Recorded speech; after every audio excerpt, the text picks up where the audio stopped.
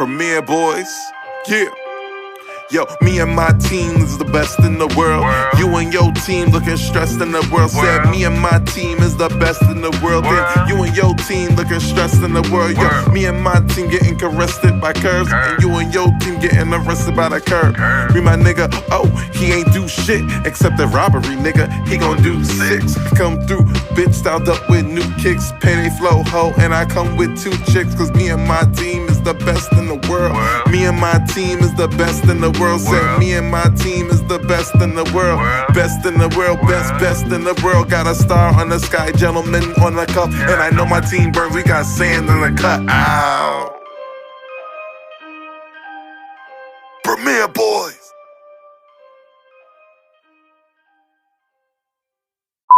Hello, everybody. This is your boy Ken, aka MrGentleman. And what's going on? This is Aaron Stans. This is the star Roddy Rob. Long live the chief. They call me Malimal. And this episode you're about to listen to could be very offensive. Also, you might want to wear a pair of headphones while listening to this episode, as it is not safe for work. Today's episodes include discussions on sensitive topics that may evoke strong emotion. So therefore, discretion is advised.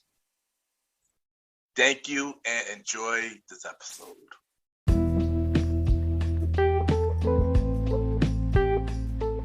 Yes, hello everybody. Welcome to the Premier Boy Podcast. This is your boy Ken, aka MrGentleman. What up? You already know what it is. It's your man Aaron Sands, and we are back with another one. If it's Wednesdays, it's the number one podcast and all the good pods, and the number one podcast in your heart, the Premier Boyz Podcast. Welcome. It's your boy, the star Roddy Rob. I'm back, and fell asleep a little last time, but I'm awake and I'm here. I'm sorry, good, bro. You up now? Yeah, I'm woke. I'm sorry to my audience, man. You know, I'm trying to be present. You know, late night recordings. Yo, this is hold on. Before body jumping, this is wow. 2 people this season from Midway Podcast fell asleep on the episode. Not a new record. Yo, listen. We pull late nights out here, bro. Like we be doing this shit late night, bro. Up, knocking us out. And sometimes, you know what I'm saying, after a long day, maybe after a couple L's, you get a little, a little woozy. You gotta understand one thing only. If I ever fall asleep on this show, I will not come back on the next show. Oh wow, bro! Like editing. Facts, yo. First, there's so many reasons not to do this. But anyway, Ken, can you help me out? Long live the chief. They call me Malimal, and we're back kicking it live one more time. No job, all real talk. We about to come to the sky. We about to get packed up. We about to figure out what he don't like. We about to figure out what got facts and a whole lot more. Ken, bring us into this podcast, please. Yes, but first thing first, yeah, how y'all doing? How y'all doing this week? Life be lifing. That's all I gotta say. That's a fact, yo. This is one of those, right, where I felt like you ever play a video game that's hard naturally. You got to know a normal, right? You get to like a hard part or hard level, or like in Street Fighter when you start getting to the end of the people you got to fight before you try to get a Kuma and all that shit. Oh yeah. Hey yo, I got a perfect game for that too. Yo, y'all ever played Super Nintendo Aladdin or a Lion King? And y'all get to that second level of Lion King, I just want to be king. That hard level was hard, son. Right. Jeez, so, Ken, I want you to imagine you get to that level. It's already hard, right? Yeah. Already hard. And somebody automatically turns the difficulty up to legendary on you. Oh my gosh. That's what life be feeling like sometimes. But it's like, that's the process of growth. That's what I'm starting to understand. Because the more we surmount these challenges, the stronger we are. But my God, are they challenges? No, I feel you in that, because I like the life on my side as well. But sometimes, even when life be life, you just gotta stay positive, hope for the best, and just focus on your goals and dreams. stuff like that, and provide for your family. That's a fact. What would be keeping me going? Yeah. Gentleman Lifestyle Podcast quotes. Everybody follow this man on TikTok for more than Mr. Gentleman Lifestyle Podcast quotes. Yeah, I appreciate that, bro. I try. That's right. What's up? Tell them your TikTok before we go on and lose the moment. Ken, Mr. Gentleman. Y'all can check out Mr. Gentleman on Facts quote. Mr. Gentleman Fact quote of the day every Mondays. Yeah. I'm gonna that up. But how you been doing, Sans? Hey, listen, I could agree with the chief on this one, man. Life do be life, man. You know what I'm saying? Like, I'm slowly crawling and creeping to 35, and I feel every bit of 35. I really, really do.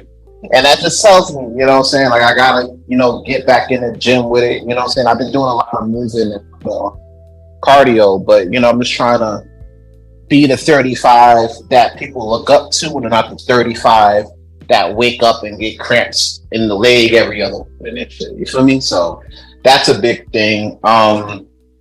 So yeah, I'm excited about, the birthday. I already got the birthday plans lined up, working out some last minute kinks.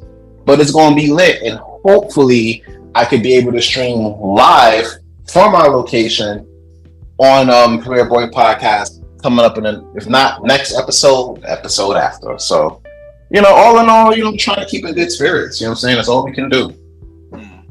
And what about you, Roddy? Man, just like everybody say, life and life, and I've been gonna do a lot personal stuff, that made me feel like, I'm older. I'm about to be like saying, about to hit this 35 in a few months. Let me try to see if I can make some big change happen. I mean, things come to those who wait, but I feel like if I'm not doing the work, then no progress will be made. So I've been trying to see if I could change jobs, change relationship status, all types of stuff. Yeah. So yeah, I guess time will tell for all of that. So that's how. Yeah, I'm not gonna hold you. I could agree with all of y'all. Life definitely been like for me this week as well. A lot was it didn't know. I just wasn't feeling like myself. I dealt with a lot of personal things, but like I said, when just gotta stay positive and stay focused. And you know what made me happy this week though? Watching the old school version of TJ Mutant Ninja Turtle cartoon show. They added that on Pluto TV, and I've been watching that, yo. Like, yeah. It's funny you mentioned that. I was smoking to that shit last night, though. I ain't gonna hold you. After SummerSlam, that shit fire when you lit, though. I would say. And also, I ain't gonna hold you. I kept laughing because Uncle Phil was sweater. So and sure enough was. Yeah, and I was like, yo, this thing first. Rest in peace, Uncle Phil. Yeah, thank you. For real. Not you. That's my favorite part of the show. Seeing like we gotta give Jay Avery his flower for real though. He killed that role for real. He killed that sweater though, like for real. All true. There's a lie. There's none. No, it's not a lie at all, man. But yeah, but watching the old school Ninja Turtle cartoon on Pluto TV would really I have to see it back on Nickelodeon. Got the rights for it, so I have to see it back. It gonna be on Nickelodeon the whole next year though. But good thing they got on Pluto TV, and yeah, but of course it's time to start with our Premiere Boy segments. Says, anybody got packing up this week? Oh, I got a lot of people to pack up this week, I should say. About 1,000 people, at least. Let me explain, right? So check this shit out. 1,000. You know what I'm saying? 1,000, at least, depending on the official numbers. But I'll get into that in a second. So check this out. It's Friday afternoon, right? I get off work. You know what I'm saying? Summer Fridays. I'm like, all right, bet I got time to sit there and hit my Connect up, pick this up, grab a bite, and then hop on the train and head back to my suburban abode, right? And I hit up my connect as I'm leaving work. I'm like, yo, where are you gonna be? Are you gonna be on 14th? And he's like, oh nah, I can't be on 14th. There's like mad people here. It's going crazy. It's like pandemonium. Meet me on Bleecker Street. I'm like, oh, Bleecker Street, like dumb far. Right? It is, right? Bleecker Street to meet nobody. Like it don't feel Nah, like but get worse things on Bleecker Street than you would be right. I could have easily got caught for some shit, but check me out though. I was like, fuck, I'm really like low right now on my supply shelf. My bag was low. You feel me? So I was like, fuck it, let me just go down there and see what's up. So I do. I link up, make the exchange. I tell him like, yo, listen, what happened on 14th Street? Like, it was mad crazy. Check this shit out. So he showed me a clip of the famous Twitch streamer Kai Cenat talking about, yo, I'm giving away PS5s. Hold on, say it. Snoop Dogg voice. Who? No, all right. So for the guys that's above like 32. For the guys who's above like 30, at least 30, right? No, Kai Cenat is like, all right, shout out to the chief to know who Kai Cenat is right here. So basically, Kai Cenat is like a real famous like Twitch streamer. He's like one of the top Twitch streamers in the market right now. You know what I'm saying? A lot of like millions of followers, about tens of thousands of daily like listeners and everything. It's pretty crazy. He's known, like it's a pretty big deal, right? So he drops a stream where he's talking about, oh, I'm giving away PS5s, link up at Union Square.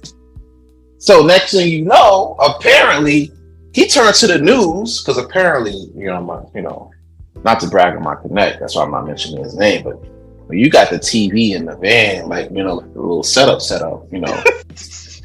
pretty official. Shout out to the homies. So we watching the news, and it's like a whole gang, like at least 1,000 niggas, bro. And I ain't saying black people, bro. I'm saying niggas with like GAX, bro. All climbing on the top of the train station. You know the monument that's on the Union Square? That's like right where the horse is. There's a dude riding a horse. There was niggas on top of that.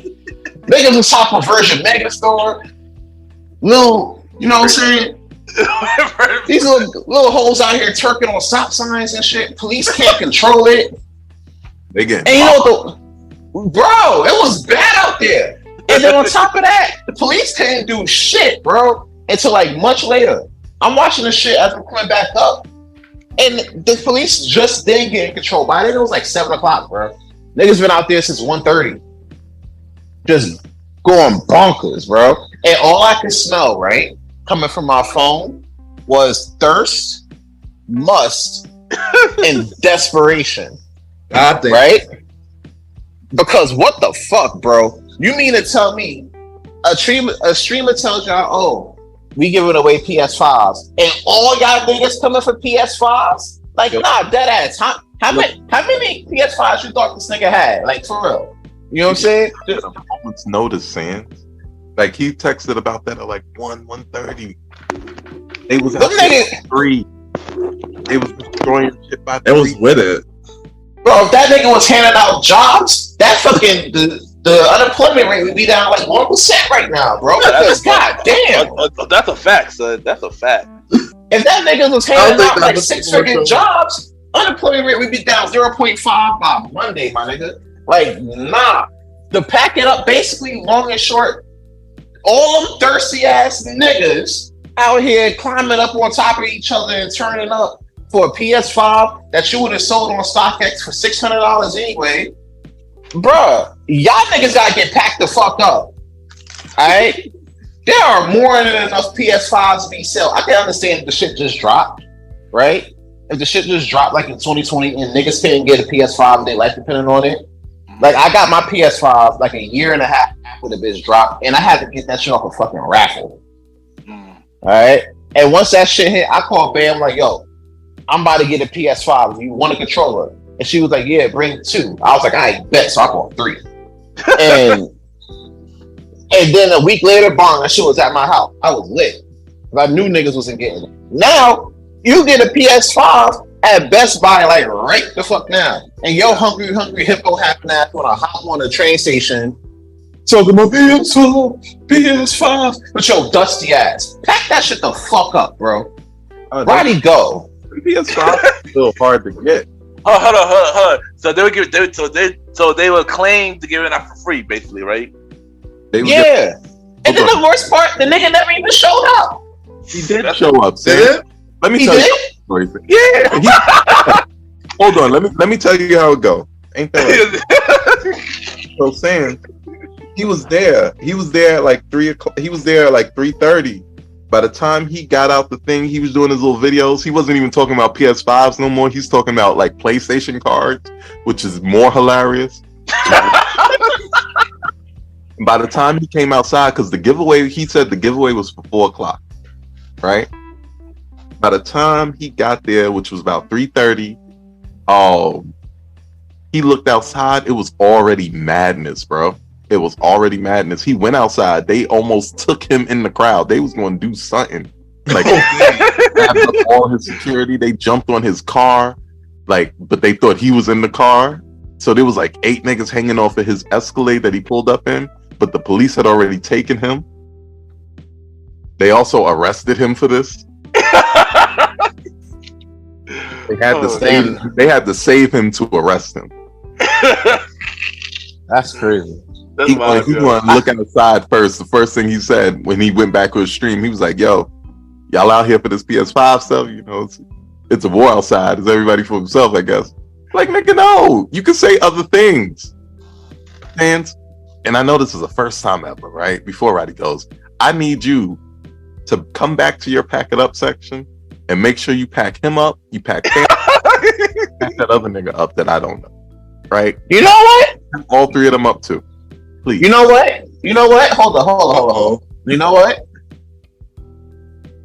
You know what? I just gave it some thought. All right, fuck it. For the first time ever, all right, we gonna come back to pack it up. Oh, shit. So we can add Kai Cenat on that fucking pack it up. Nigga, you gotta pack that shit the fuck up too. You brought this shit on yourself. How the fuck, right? You gonna sit here and you know you got a big ass following and you want to get your dumb ass on live talking about, oh, I'm giving away PS5 with your musty ass talking about, oh, I'm gonna give away PS5s at Union Square, and then get mad when there's like 150,000 niggas looking like World War Z coming outside your van. Like, what are we talking about? And then he's like, oh, you gotta fend for yourself with your crusty ass, and then wonder why you got crusty niggas fighting on top of Union Square Station like it's World War Z or some shit. I'm looking at this shit from the comfort of my own home in the suburbs, and I'm like, damn, I'm glad I moved. Let Nightlife City Mayor Eric, fuck is that nigga? Eric Adams. Eric Adams? I was about to say Eric Young again, bro. Fuck, I got me now. That nigga back too, you know what I'm saying? He back on back.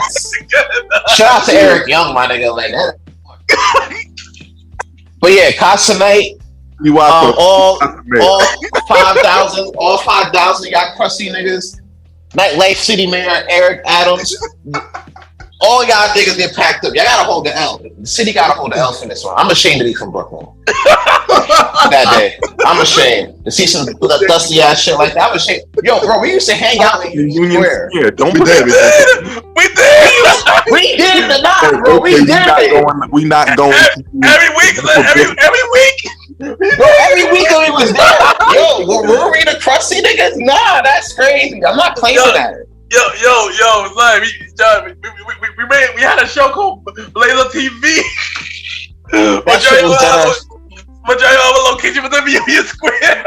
That ass was a shooting area though. That's where we did most of the episodes. That's crazy. Oh my god. Yo, Roddy, go. Roddy. Hold on, before Roddy start, my bad. Before Roddy start, I forgot to mention this at the beginning of the show. A recipe to Paul Rubin. No, he played Pee Wee Herman. He died of cancer last week. He was 70 years old. Oh damn. Yeah, Paul Rubin. Shout out to the real one, Pee Wee Herman. Pee Wee Herman wouldn't do no shit like this. The about the Pee Wee. Like being, he passed away, so we can't talk about the thing that made him famouser than famous. Oh, God, no, don't go there. Don't go there. I wasn't even going to talk about that, but yeah, don't go there. I do wondering why Pee Wee Playhouse was played on Adult Swim. I do never got the answer. Yo, I ain't gonna hold you. Pee Wee Playhouse. If you look at the context of Pee Wee Playhouse, that shit should have been on Adult Swim. Like, I understand why. Like, I was like, oh, shit, weird. Secret words and shit like that. Like, come on, bro. Where else do you do secret words at? Y'all take a guess. Roddy go. Roddy go. Roddy go. Yeah, man. It's a sad thing to see Pee Wee Herman, man. It's crazy. You know. Yeah, legend, man. But what I don't like is the fact that they shutting out all the movie theaters in the city and in the 5 boroughs, yo. Like, talk about it. Shit. Linden movie theaters is about to be a goner, boy. The latest movie theater be going. Dang, yo. Memories. People, you know, movie theaters is an outing, yo. If all of them disappear, then it's like, no, you're going to just freaking order pizza and put popcorn in the microwave and just pull it up on Amazon Prime. Like, come on. You want the experience of going out too. Y'all gonna have to go to the city for that. Son, and you already know things gonna get worse, especially due to this writer's strike. Things are gonna get worse in the movie industry, son. Sadly. It's only a matter of time before the ones that are left in Brooklyn and the city disappear as well. Yo, question. Didn't they shut down a movie theater in the city on 14th Street? Or maybe I'm wrong. I think I heard something like that. I think they did. They shut down that Cinemark shit on 23rd. Yeah, okay, that what it was. Yeah, that what it was. Yeah, movie industry. But I don't think. But I think there was one that was 14. Don't correct me if I'm wrong. But 14th Street Union Square has like 3 or 4 movie theaters, right? Yeah, I think one of them got shut down too. I believe one of them in Union Square got shut down as well. I think it might have been so much. AMC down a few. Like they because they own the one. No, that was Regal that owned the one on Court Street, right? Yeah, that's Regal. Yeah, Regal. Something like that. Like, but you're right, Roddy. They disappearing like hotcakes. Yeah, and about to move to a new age. I think so, yo. And I don't know if other places are having this problem because in the suburbs and the outer city, they look forward more to like movies and it be more in the outer. So I don't know, because even in I remember Kings Plaza Mall had a movie theater there too, and they turned that into a Best Buy. Oh yeah, they did. That's a fact. And that was way long ago. They turned that into a Best Buy. So, and it's crazy to me though that all these movie theaters getting closed down, but racist ass Copper Hill is still open. That need to be closed down, son. Wait, hold on. How Copper Hill's racist? Nah, cause I got a story time. I got 30 time is good. Story time.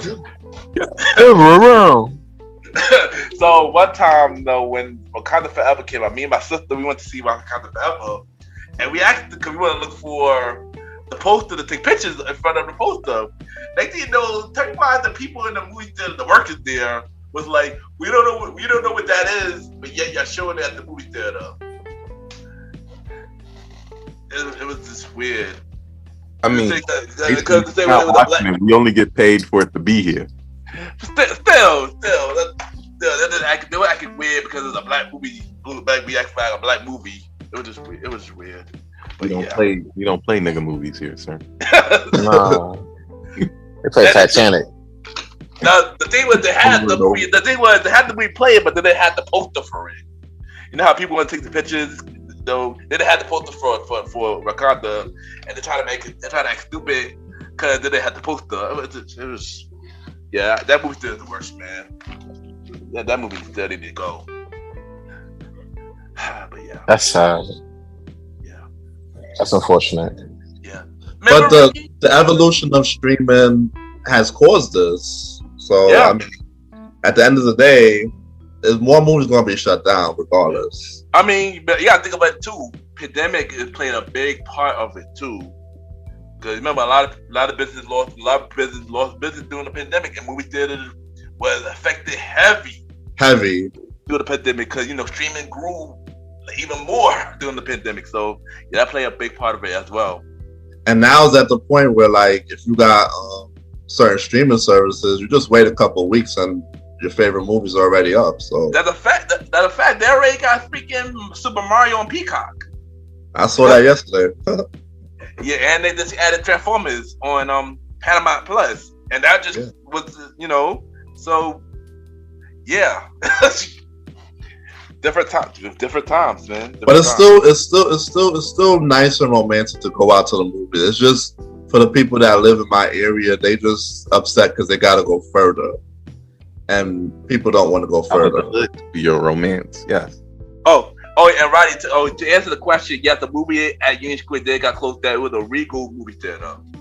Regal, man. Regal, yeah, with a Regal movie theater. Yeah, I know it's taken over, and I think we talked about this before, like back in like season 1 or 2, and I predicted this exactly. The rise of like those like steakhouse movie theaters and shit. Oh yeah, because you see a lot of those popping up a lot more, and I said that I think in season 1 or 2 that you're gonna see a lot more of those pop up, especially after when Court Street closed. Oh, season 2.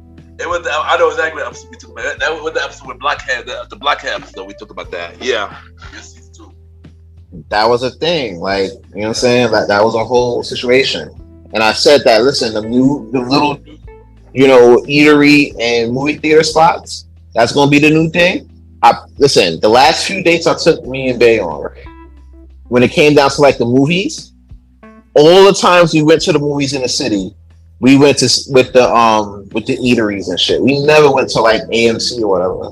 That says a lot. You know what I'm saying? No, I know. The last few movies I went to was Prospect Park, and they had the dine-in movie theater now too, and a bar. You know the funny thing? I'm saying? I think that's literally like. Remember how I said it might be a new age now? That might be the new age thing. You know how you see a bunch of McDonald's, but you don't really see drive-in movies no more and shit. Yeah. Mm-hmm. Like, you don't think that change that we're gonna see, because it looks like normal movie theaters can't survive no more now that niggas know that they could just watch movies at home. Yeah. That's why they try to do the dine-in experience so they could have that watch at home feeling, like Roddy had mentioned. You know what's crazy, Mally? I'm glad you mentioned that, the whole drive-through analogy, because we had two drive-throughs close to our town, right? We had one that was in town, and we had one that's like about like 20 minutes out. But they were both drive-ins. You know what I'm saying? You go get snacks and shit, tailgate it up. You know what I'm saying? You can farm with your loved ones in the car. Nobody needs to say anything weird. You know what I'm saying? It was lit. Made me think about when you say that, it makes me think about an AARP commercial. Not for real. Like that. But one of the drive-ins by my area, the one that was closer to me, recently closed. You know what I'm saying? Because they opened in the mall like a few miles away. They opened one of the ones with the eatery. You know what I'm saying? And a lot of niggas was going to the one to the mall. It's lit. I'm like, all right, I guess. You know what I'm saying? So we only really got one drive-in left in our town. It's kind of crazy that you mentioned that. Yeah, that's literally how it went. Because it's an evolution, like we just said. Like Netflix, the streaming services, all that make it so you really don't have to come out your house to even see new movies. That's a fact. Yeah, that's a fact. So they have to go out of their way to make the experience worth you getting up, spending the money on cabs, spending the money to go there, paying all that extra money for the ticket, paying all that extra money. They have to make it an experience. They have to be a destination place. If you as a movie theater company have not picked up on that in the last 3 years, I'm sorry to say, but it might be too damn late. Yeah, especially with a lot of new movies tanking and they do better on streaming service. There you go. There you go. Yo, Mally, what's your out of the sky? Today, my out of the sky, It's going to be layered, fellas. And here's why it's going to be layered, because certain news aspects that we will discuss today. Yes, we don't usually advertise for today, but we're doing today for today. So certain topics that we're going to discuss today have kind of brought me to a place where I feel like I need to talk about what's at the real core, what's at the real base of this. Plus, in true fashion, just like every baseless weird girl I talked to during my talk to weird girl phases, I also have somebody to prove right. And I don't want to be dismissive to say I talk to weird girls, but what I'm trying to say is everybody that follows the rhetoric of these people without realizing who they're following, they all have a similar game plan. They all come from a similar playbook, right? So without saying the many names, especially because we want to save a lot of the juice, a lot of the actual details later on today. So stay tuned to the Premier Boy podcast because we still coming with it, right? I want to talk about what's at the pretense of it. So just in true fashion, last time to the last time I really went off like this, and my good old friend ChatGPT helped me out. So there's 2 words that I had ChatGPT help me out with. The first word I told GPT, whatever, the AI people, right? There you go. There you go. I asked them to tell me what a hypocrite is, right? Please define hypocrite. A hypocrite is a person who engages in the practice of claiming to have moral, religious, or ethical beliefs, principles, or virtues that they do not actually possess or adhere to. In other words, a hypocrite presents themselves as being virtuous or sincere in their beliefs or actions, but their behavior contradicts or goes against those professed beliefs. This term is often used to criticize individuals who display a double standard or act in a way that's inconsistent with their stated values. Is that pretty clear of a definition? Straightforward. It's very straightforward, right? The second word was charlatan, right? A charlatan is an individual who falsely claims to have specific knowledge, skills, or abilities in order to deceive or manipulate others for personal gain or recognition. Charlatans often present themselves as experts or authorities in a particular field, art, or profession, but their claims are usually baseless and or exaggerated. They may use persuasive tactics, misinformation, pseudoscientific jargon to convince others of their supposed expertise. The primary intention of a charlatan is to exploit people's trust and gullibility for financial, social, or other benefits. Right? The term is usually describing someone engaging in fraudulent or deceptive practices. Now, why did I pick these 2 words? Especially because we got a lot to talk about. I think actually two of the main topics on today's Premier News, or at least one of them, is definitely about this. But I want to link it to something else that's happening in the news because we might, I don't know, Ken, because I'm gonna break the 4th wall real quick. Ken keeps us kind of on pace with a lot of things and keeps the structures of the show together. He's our executive producer over here, like Slifer the Skydragon. Y'all always executive producers. That's not how executive producers. That's exactly what an executive producer would say. Right. You know shit. Bring it to 4-4. Right. But he normally keeps us on track with these things. Are we talking about Donald Trump today at all? Actually, no. I didn't even have that on my card. My bingo card for this episode. Just had to make sure because he's been on the news a lot lately today. But he actually, I can link him 6 degrees of separation to the other person that we're going to talk about later. I may blow that spot up. I may not, depending on if I think everybody got a clue already. Everybody got a clue. Y'all have the clue already? You're ready to say 2 of the song in your out of the sky already. Mm-hmm. I caught that already. I said what? two of her songs title and you're out of the sky already.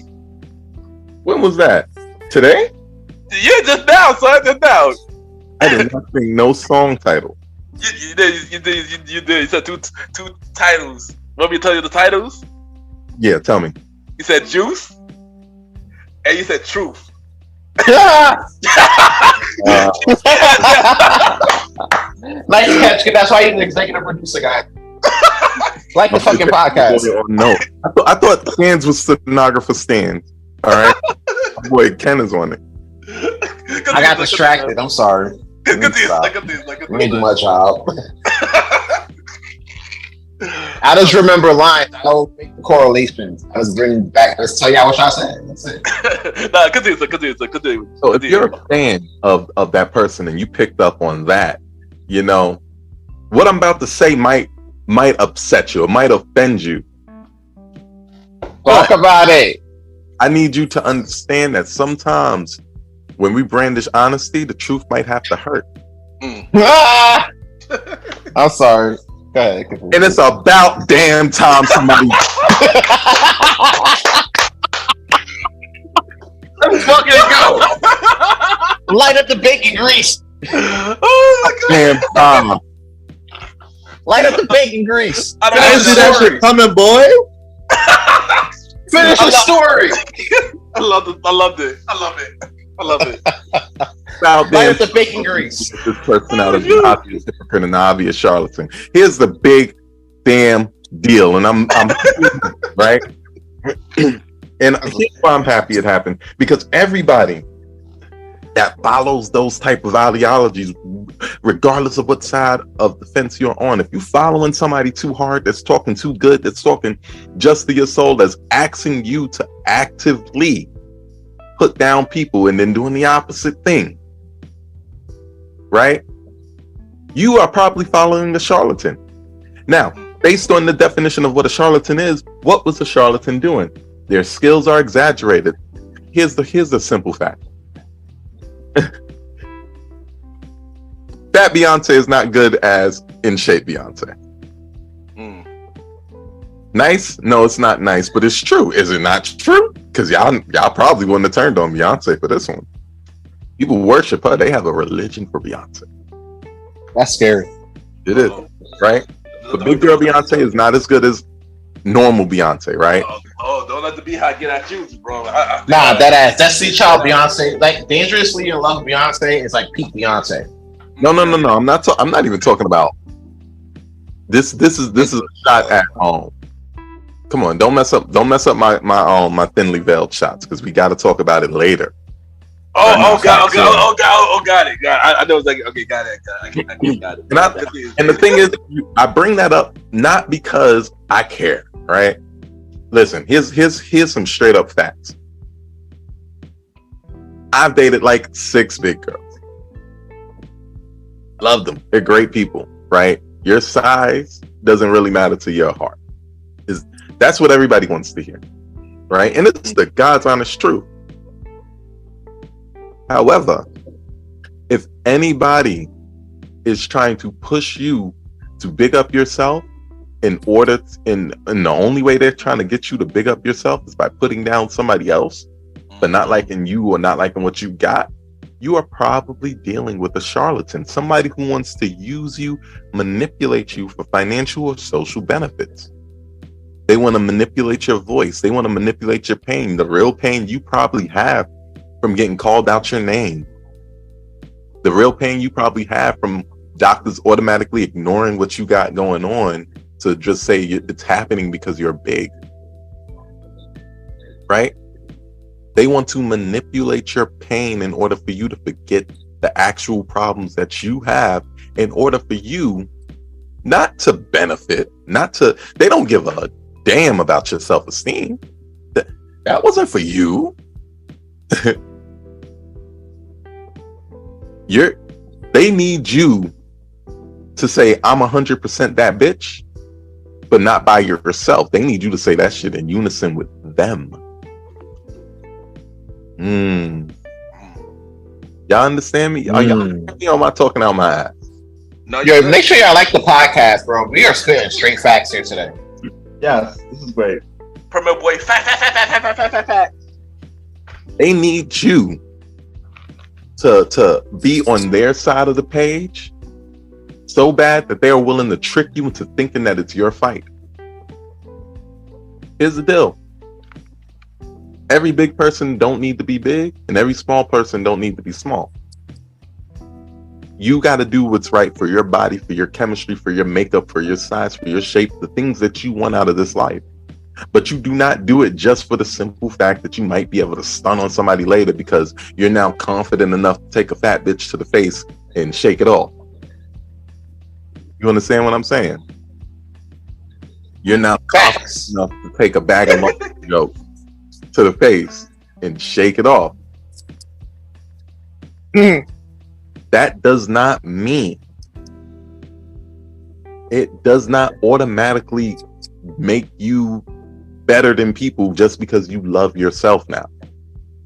And that became a problem in this charlatan, this hypocrite that you willfully followed, ran behind, quoted stuff, moved just like they moved, put yourself naked on Instagram and all this type of stuff and say, oh, it's my body, it's my expression. You're doing all of these things because you're following people who don't even believe that shit them damn selves. They don't believe it as much as they needed you to believe it.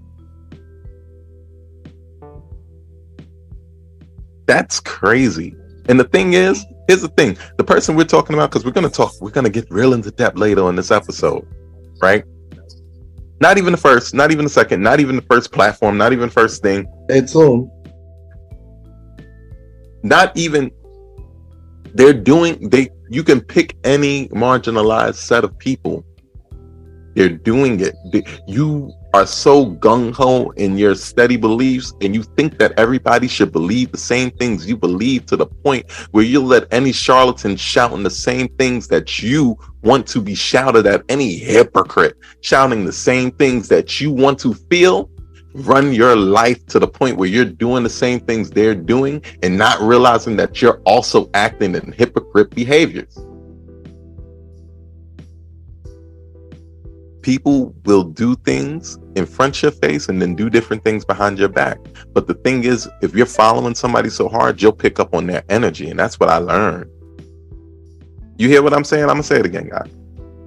You following people too hard, you'll pick up on their energy, and you'll start doing things that they do that they haven't shown you that they've done. G. Louise. Right? G. Louise. I know so many people that be on these bandwagons, and they start literally, like, the minute they start feeling themselves, it's because now they have the ability to put you down. Facts. That's what these people follow when they following these rhetorics and these mindsets. Now all your confidence come because you confident enough to walk outside in the two-piece for the first time in 10 years. Because you watched her do it. Meanwhile, that whole 10 years, you've been telling yourself, I want to lose weight to look like a certain thing. Now you ain't got to do it no more. Right? Let's even switch off of that, right? Because it's going to sound like I'm fat shaming and stuff. And I'm going to wrap it up right now. I'm going to wrap it up real quick for you. But this one was a juicy one. Everybody, we have to start vetting the people we start quoting.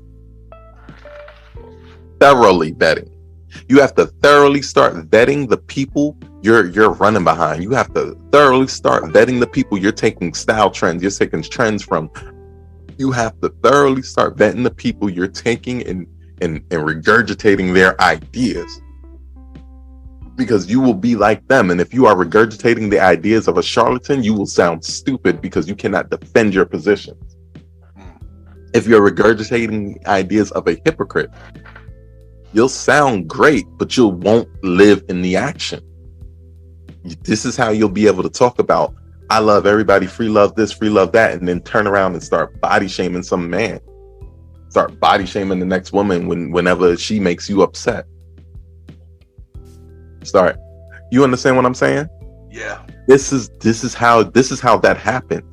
How all of a sudden, after all these years, you were bullied, you were victimized. Now that you have a bit of self-esteem, the first person to say something to you, they broke and ugly. Also, it's only a problem when it's not when it's happening to somebody other than you. Hmm?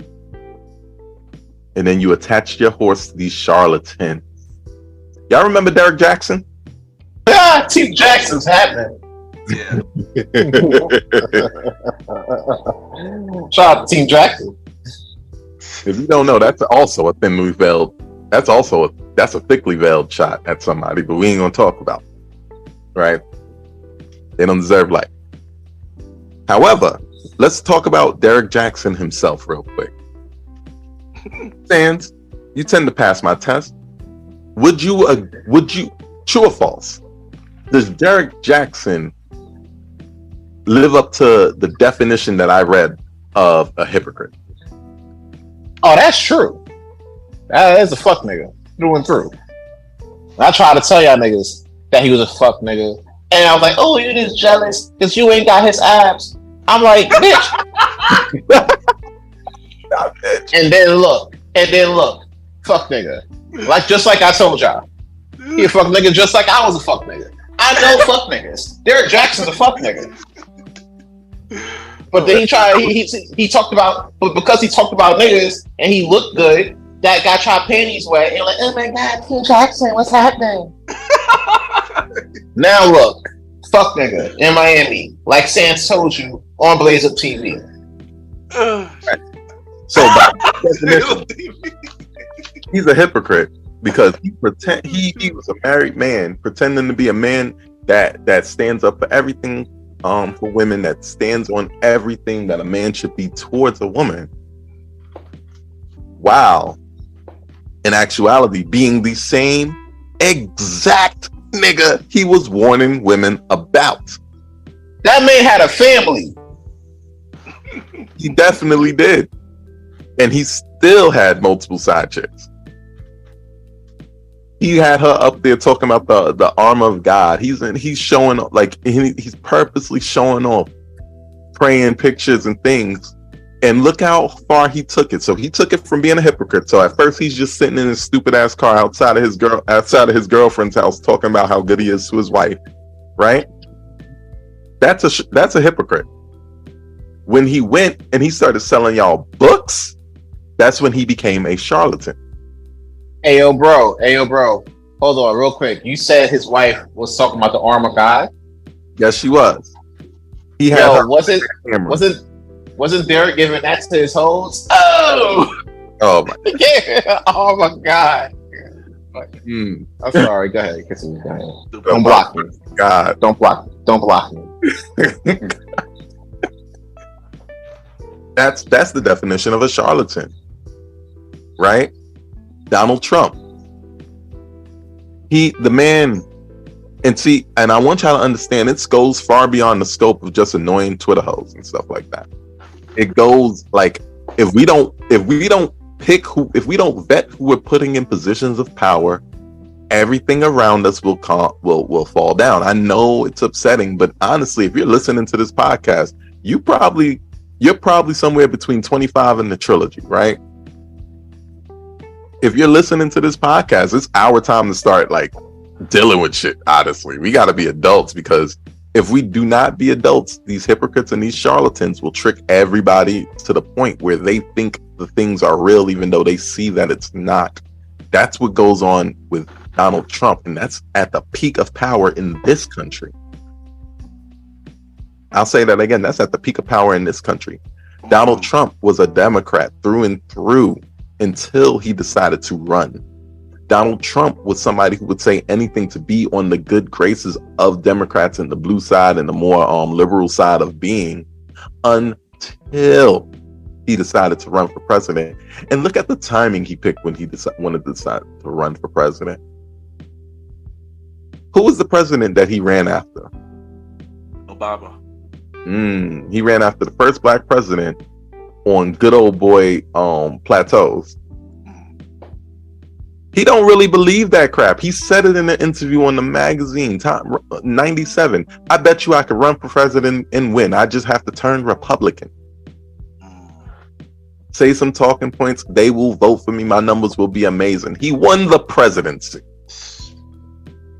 And he's trying to do it again, even though he's about to be indicted for a litany of charges, most of which not even all the crap that he probably actually did.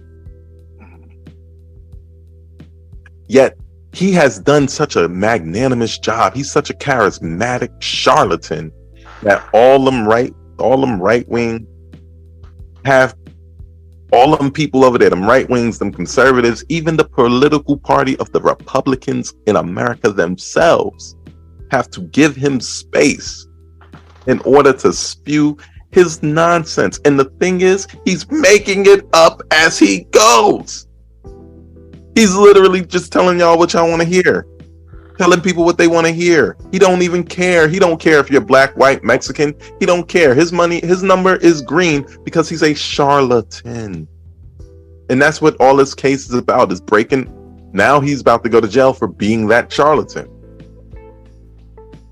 And the other charlatan we're talking about, well, she's about to get sued by a lot of people. All I got to say is, watch who you're following. You never want to meet your idols in person because they will disappoint you. Idols become rivals. Back to the Premier Boyz podcast. There you go. And that was Molly Out of the Sky. So, this week, for Mr. Gentleman Review of the Week, I decided about this movie. It's doing really well in the movies, but I didn't watch the movie. I seen it online. And I'm going to talk about the Barbie movie.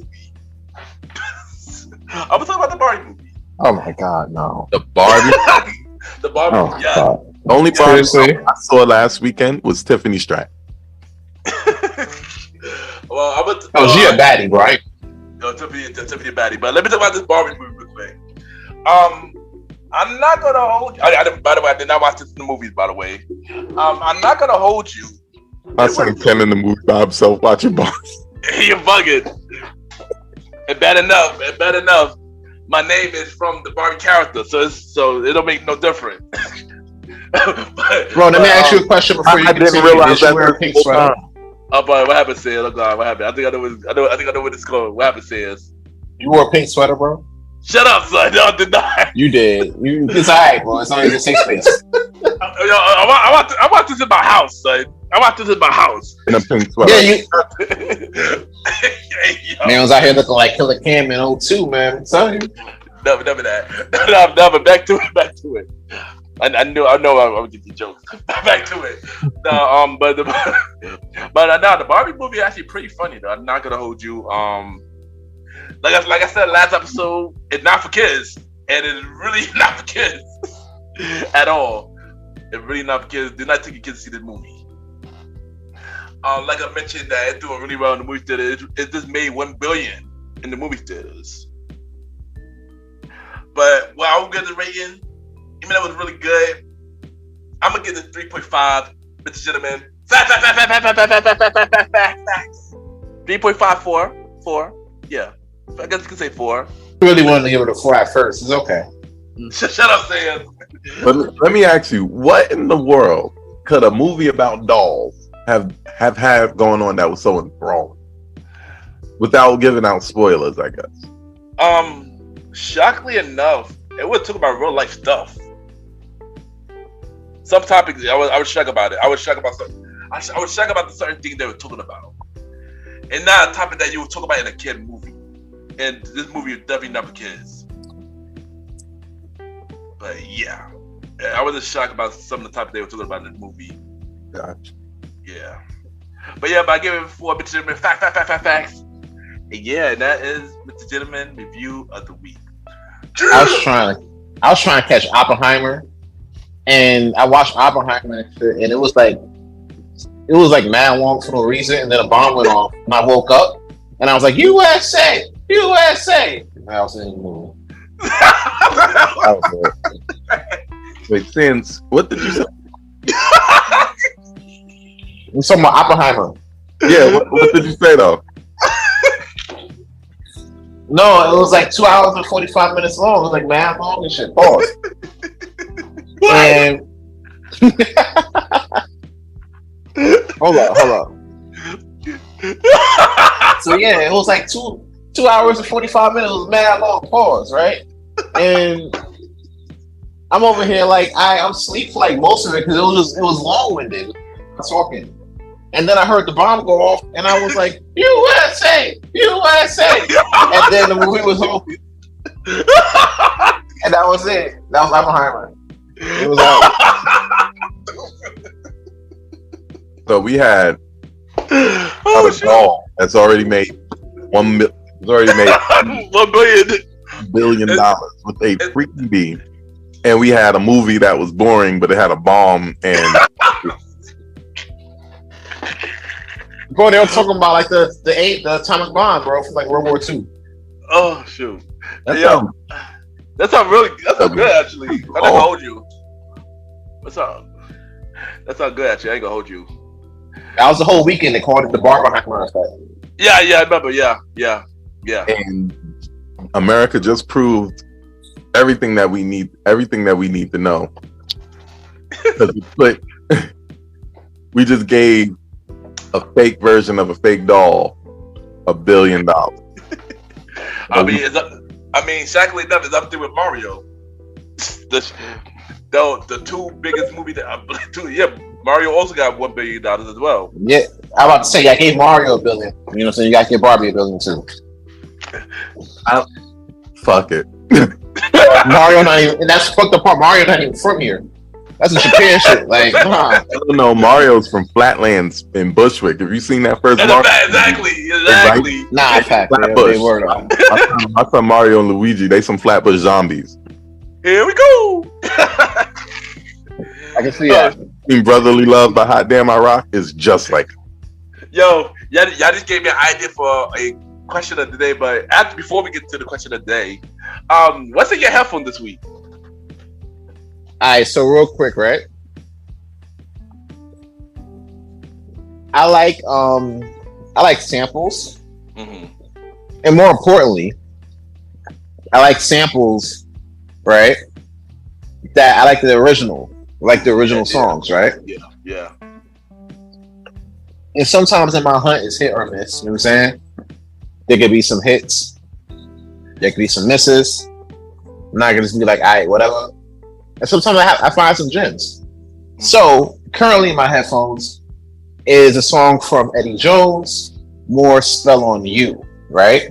It's a real nice movie, you know what I'm saying? Like, should get you moving, you know what I'm saying? Listen to a lot of songs that get me moving. I'm trying to do my cardio.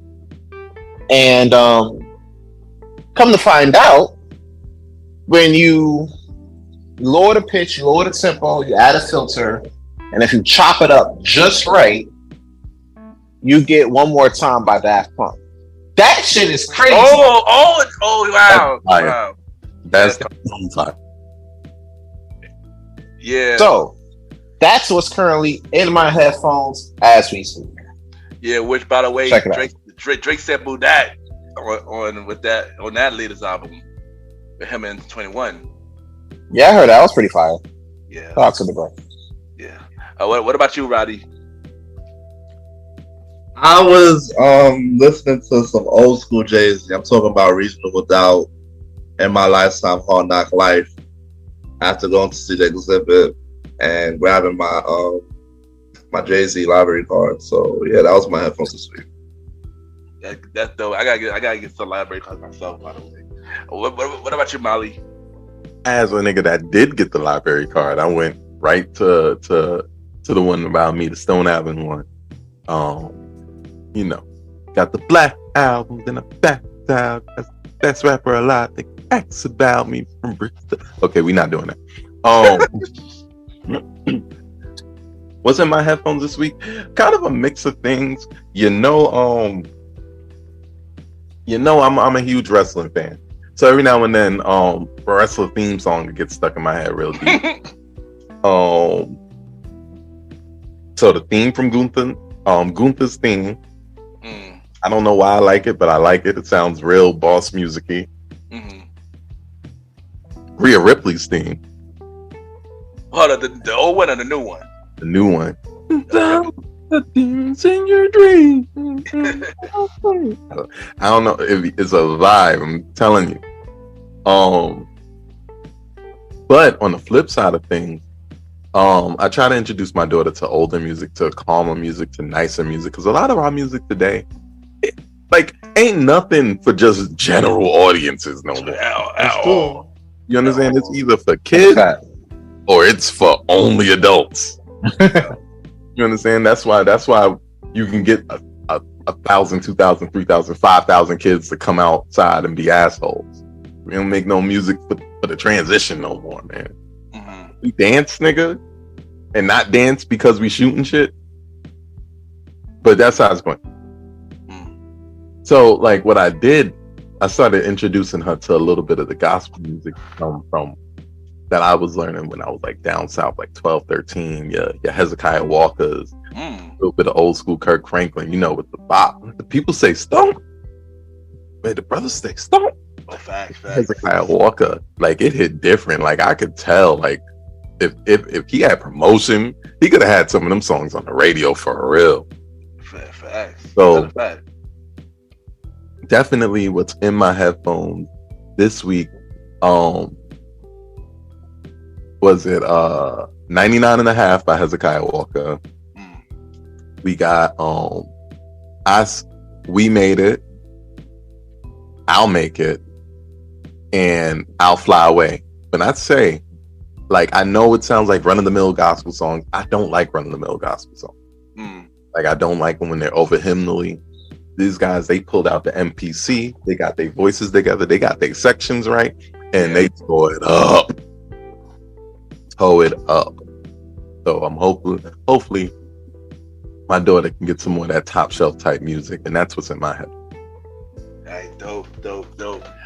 For me, well, thank you, Molly and Roddy. Last episode, y'all were talking about Chinky last episode. So oddly enough, I was inspired to listen to some Chinky. I like the way you do that, right? No, not right there, though. Not right there. So I did listen to one call away. Chinky and Jason Reber. I listened to Power. Yeah, that song's hard. I listened to Power Baller from the second album. You listen to the song or the actual album? The song. Yeeks. Yeah, and then also I listened to his song "Don't Worry" with him and Janet Jackson. I forgot I heard that song before. I forgot about that. I forgot he had a song with Janet Jackson. When I say Chingy was grasping at straws, he really was first album. But you gotta also shout out Ludacris. He went down with the DTP too at the time. So that's another thing too. Didn't they fall out for some weird reason? They did fell out. After the second album, he left DTP. I don't remember. Sure. I don't remember why. But same here. Oh, he had beef with Ludacris. Like, yeah. Was doing it right as far as promotion and everything like that. And the funny thing is, this is the part that Chingy failed to realize. He was the only nigga Ludacris was really doing right as far as promotion and everything. Also Bobby B too. Bobby B was also, and Bobby B also had a fellow with Ludacris too. Yeah, and Shauna too. Shauna too. Let me understand. Yeah, Shauna was with Ludacris I didn't know she had a fellow with him too. Getting some head. Yeah, that shit was funny as hell. I need y'all to understand, as far as the label DTP, the only person it really put over, other than Ludacris, was Chingy. Yeah. I don't know what Chingy's real beef was. I don't remember. I do not. It was so long ago. But also this week, I heard some new songs this week. Usher got a new song out that came out this past Friday. It's a song called Good Good with him, Summer Walker, and 21 Savage. I heard the song. It's a cool song. Let me take that back. It was a cool song until I heard 21 verse. Then I got turned off after that. Because 21 do not fit on that song at all. No offense to anybody fan of 21 Savage, but he did not fit on that song with Usher and Summer Walker. My son said we need to make sure this one go. Like, who got some burn that we could throw on this track? He definitely did that shit for the numbers, so I he did. Oddly, yeah, he did. Like, the song was good. A 21 verse, he just threw up the whole song to me. Y'all gotta hear it. Called Good Good. Did he do that? Did he rap about something completely different? It felt like it was something completely different. Like, but also this week with another new song I heard this week, Ciara got a new song featuring with Chris Brown. Oh, Halle Bailey. No, she do got a new song too. But I talk about Ciara got a new song with Chris Brown. Oh, yes. I've seen it, but I didn't listen to it. I heard it, so it's a cool song. I forgot the song called, but it's a cool song though. I like it. And yeah, and also I do got a couple of songs that I listen to my playlist. But that's what's in my headphone this week. And if y'all want to check out the new Usher song with 21 Savage and Summer Walker, it's called Good Good. Also, Ciara featuring Chris Brown got a new song out together too. Hold up. Yeah. I have something to say before. All right, what up, Roddy? Do y'all think that 21 Savage was needed on Burna Boy sitting on top of the world? I don't think that was necessary. No. He wasn't needed for that. Burna Boy could have done that shit by himself. He did that by himself. I think he just added. I don't know why they have a version for the video with him, though. Because Savage is cool. If whether or not he's a versatile artist, that's probably not. But is he cool? Yes. Does his music sell? Yes. I mean, Burna Boy don't need that. Yeah, I think 21 is on people's tracks now because he actually a hot artist that definitely sells right now. You know. Yeah, he is hot right now. So I get it. Especially and he can definitely help. Sorry. Yeah. I say that actually come off the him and Drake collabo too. So that's another thing too. But like you also gotta look at with 21 Savage that I like too. Like, there's a good point with the whole Burna Boy shit. It makes good for like US crossover because you know what I'm saying. I mean, Ana Piano is hot and shit, right? But it's really big when you go to Africa or whatever. Well, Africa is definitely gonna be one of my like bucket list trips. So I ain't gonna hold you, but you hear a lot of that Ana Piano and I'm hearing music over in Africa. But to make that transition, you're gonna need that familiarity. Niggas out here know 21 Savage. You already know he's gonna come out with a verse. He's not really gonna miss OD with a verse or whatever. So, you know, it kind of solidifies it. Now, nobody said it had to be good. No, I'm done. Nobody said it had to be good. A lot of these niggas that be paying for it. Joe Budden said it before, and I think I talked about it with somebody a while back. A lot of times when people pay like $100 back to a verse, chances are you're getting like a bag of trash. And if you get a good verse, that was by accident. That's his verse, not mine. So I'm fucking dead, right? So it's like, granted, the verse might not be lit, but that's okay. You know what I'm saying? That'll help you get you in the door for more people to help you like do sold out shows at the Garden, at Barclays, at SoFi, shit like that. That helps you get you in the door for those type of situations. So it's a good look for him. Yeah. I mean, at least it was 21 and not somebody like Post Malone or somebody. So there. Oh my God. Oh God, but Post Malone would not fit. Only J. Cole would have fit better in that Usher and Summer Walker track. Like J. Cole definitely could have fit way better. But I get it. I should want to get He want to get charted. He want to get people to really listen to more ears listening, right? Yeah. And I get that's off his new album coming later this year. So yeah, another artist coming out with a new album this year. Yeah. All right. So originally I didn't have a question today, but I pop up with one. So my question, one question, but are y'all fan of video games? Huge fan. Is that really a question, bro? Like, come on. I know, right? Well, this is not the question. But what I'm about to ask now is the real question. So, which one of the video games franchise gotta go?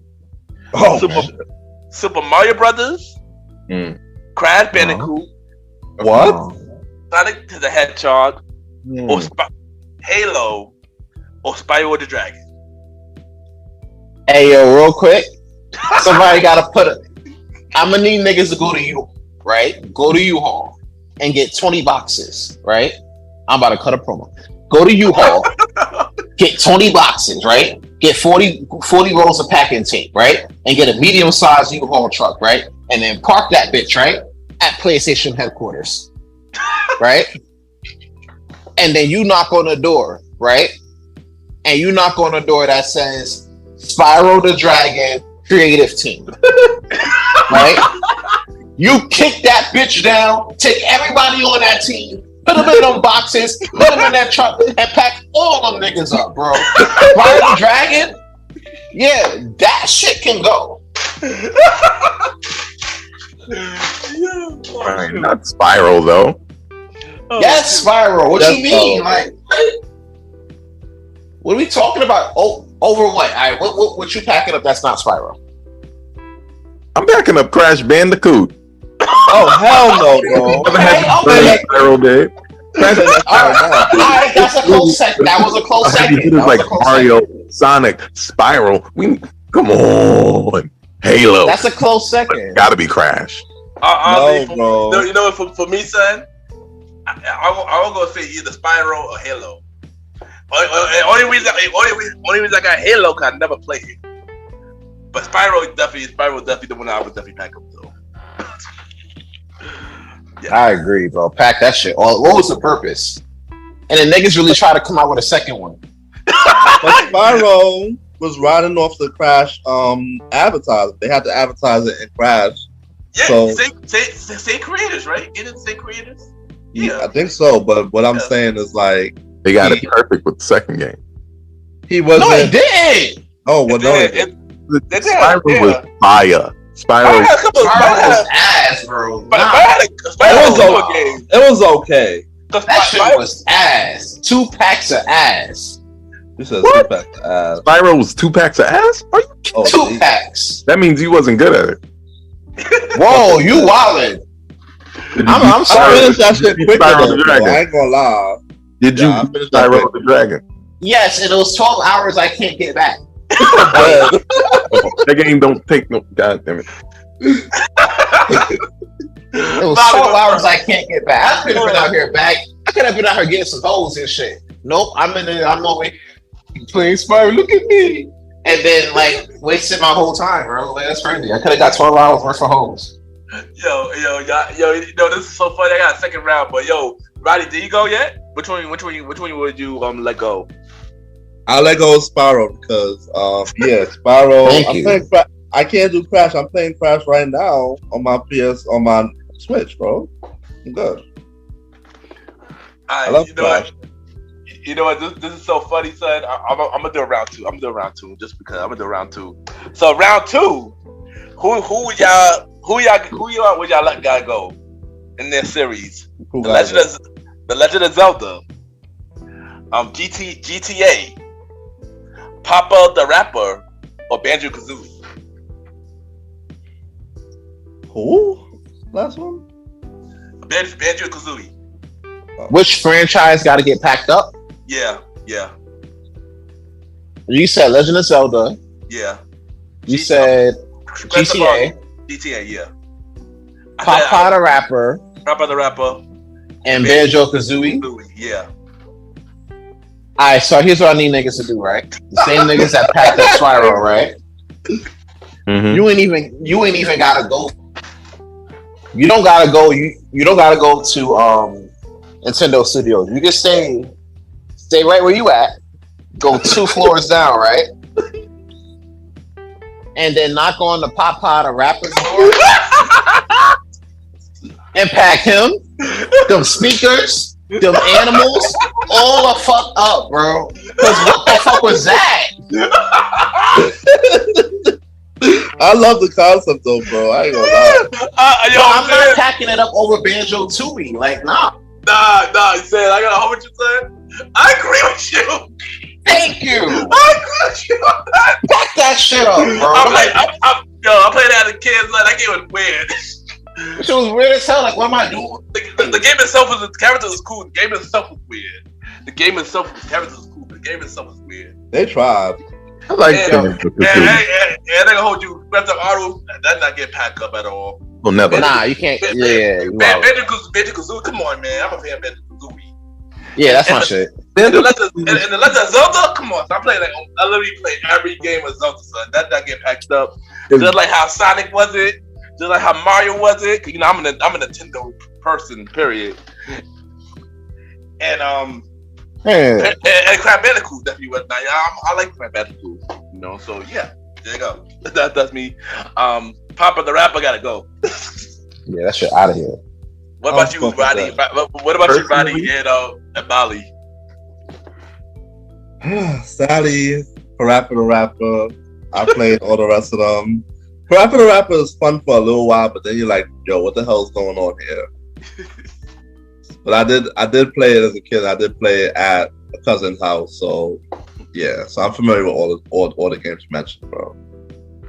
And what about you, Roddy? I mean, Molly. You're the cheese, man. Gotta acknowledge me, man. Look, long the cheese. Oh, It gotta be Parappa the Rapper. Like it's like Dance Revolution with kid bars. Like instead of dancing, it was like Roddy said, it was cool for a couple minutes. Yeah. And then after I played it for a few, I was like, I'm good on this.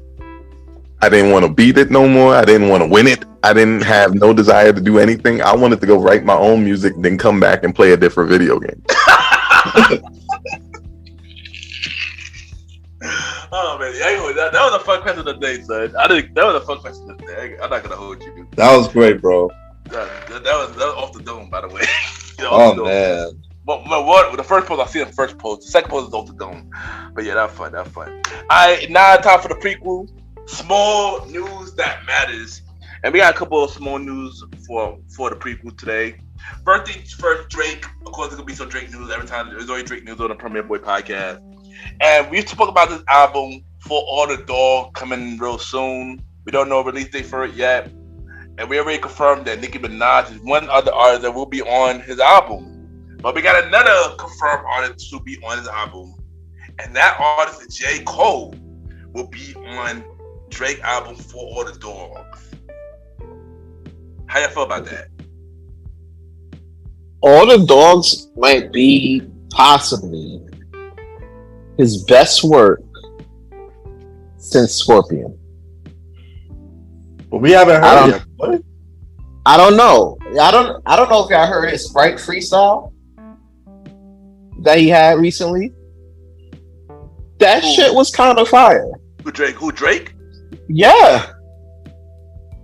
That nigga playing for keeps. I don't know what it is. I don't know who. Maybe it was that Pusha T beef or something like that. I don't know what it is. But I don't think we gonna get the music sexual Drake, bro.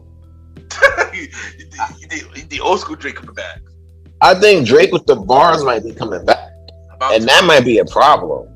About time. But that's what I'm saying. This might make this a bit. Probably it can either go one of two ways. Either it could go old school Drake, or that shit gonna be his best album since Scorpion.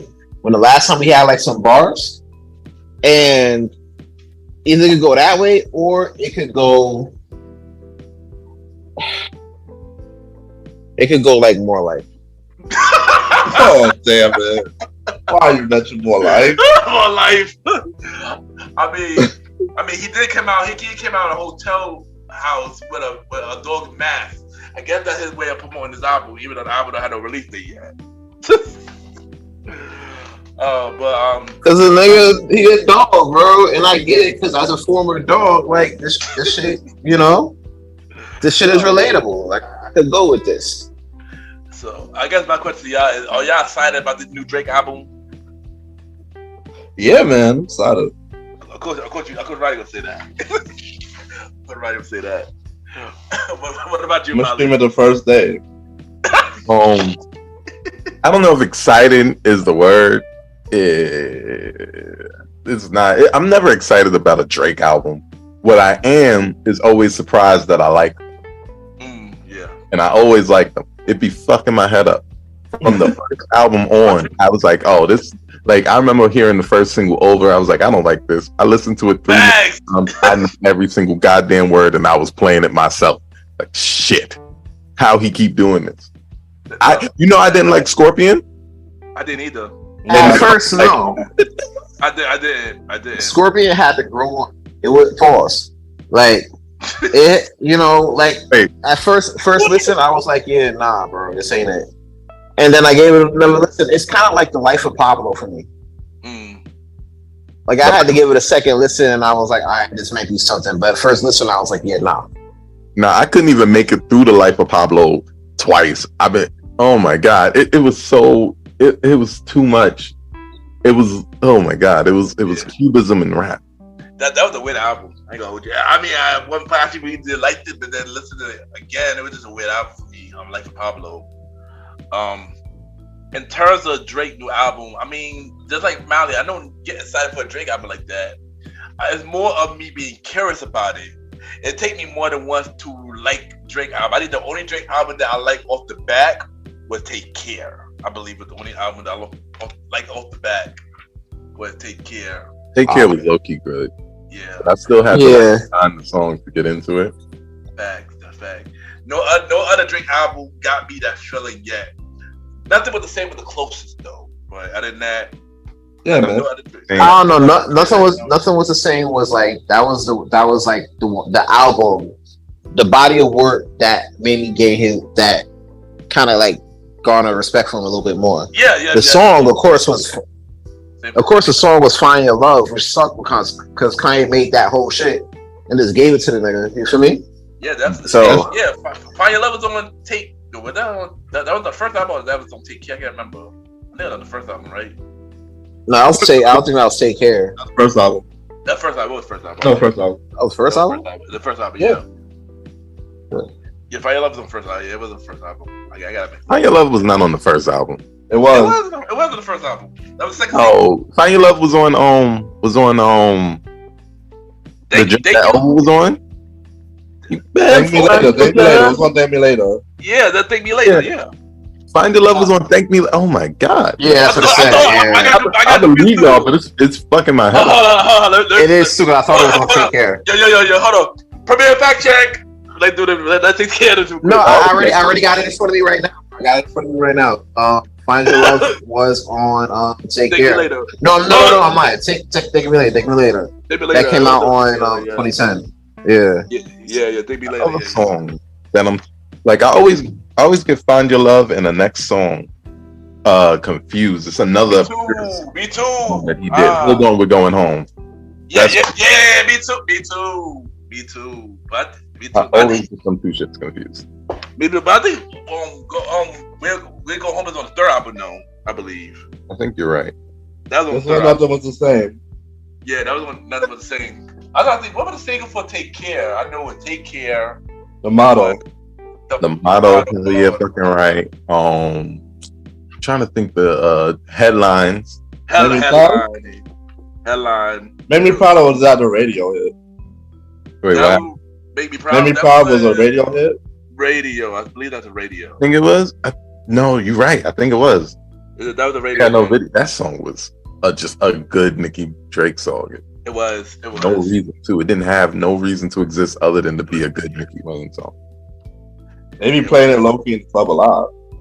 Yeah, I really hope that this new Drake album bring back that old school Drake. How we looking to about old school Drake right now.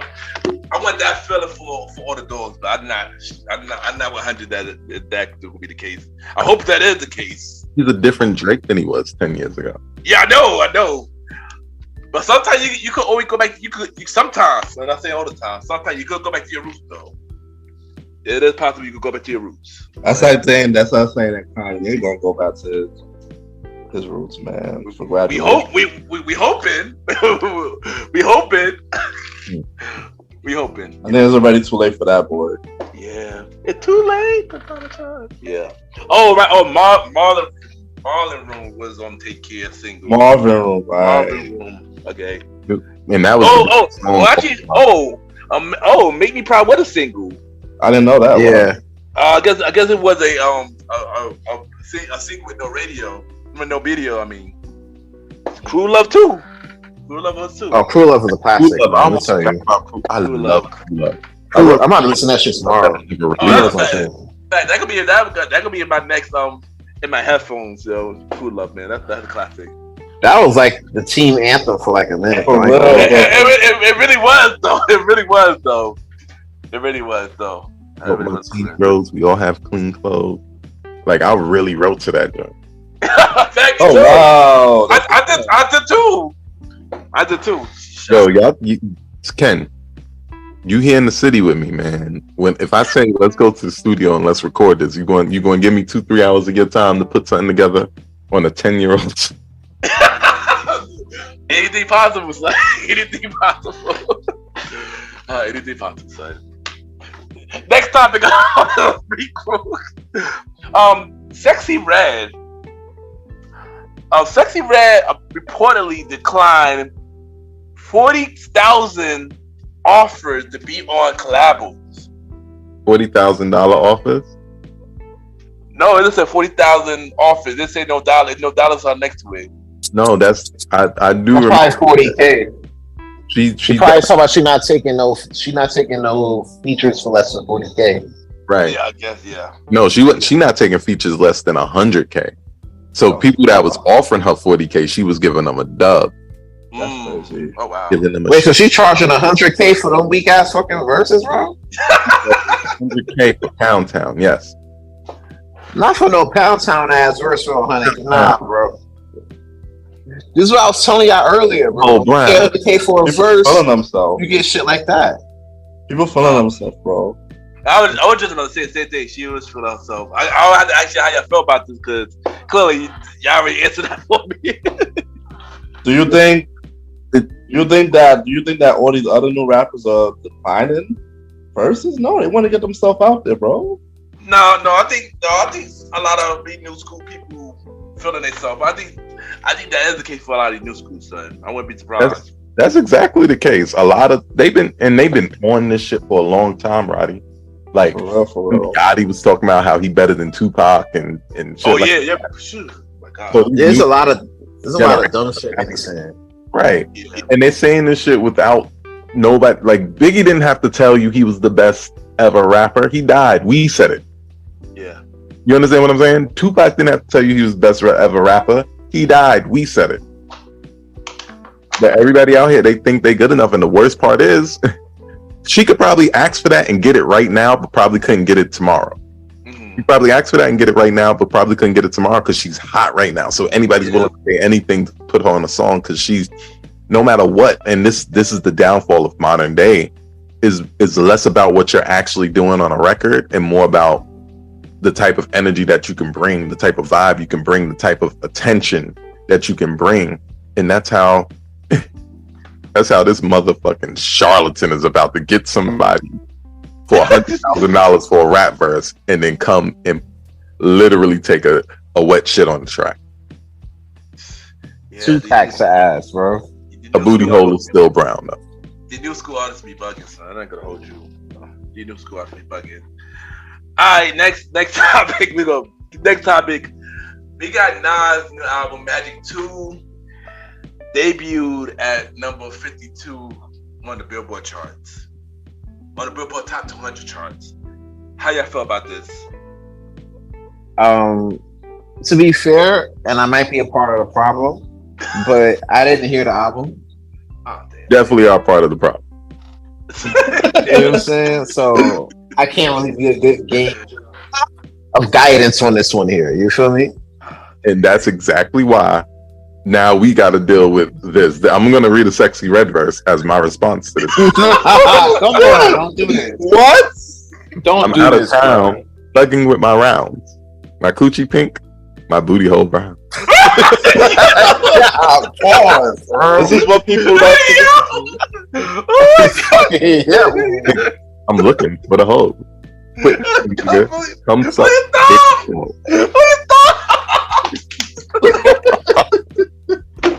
Oh God! Yeah, when they get So, I got a little bit more. No, please don't. Nah, you ain't got no. That's it, bro. That's it. You get it. No. The reason why Nas, who was on a tour de force run of his career, because he's been writing really good music lately. He's been sounding more invigorated on tracks lately. This right here is the reason why he's debuting number 2, but Sexy Red is asking for $100,000 for a feat. I'm out here in Miami looking for the hoochie daddies. Where they at? My niggas that get ratchet. Where they at? My son needs too many bitches. Where the niggas at? Trying to get my coochie scratched. Yeah, trying to get my coochie. You know them redheads do it the best. Oh yeah, I like a nigga with a check. All my niggas give me Oh gosh. This person put this on a track and is now asking for 100,000 to reproduce this. Meanwhile, Nas can't get number one when he drops on the random.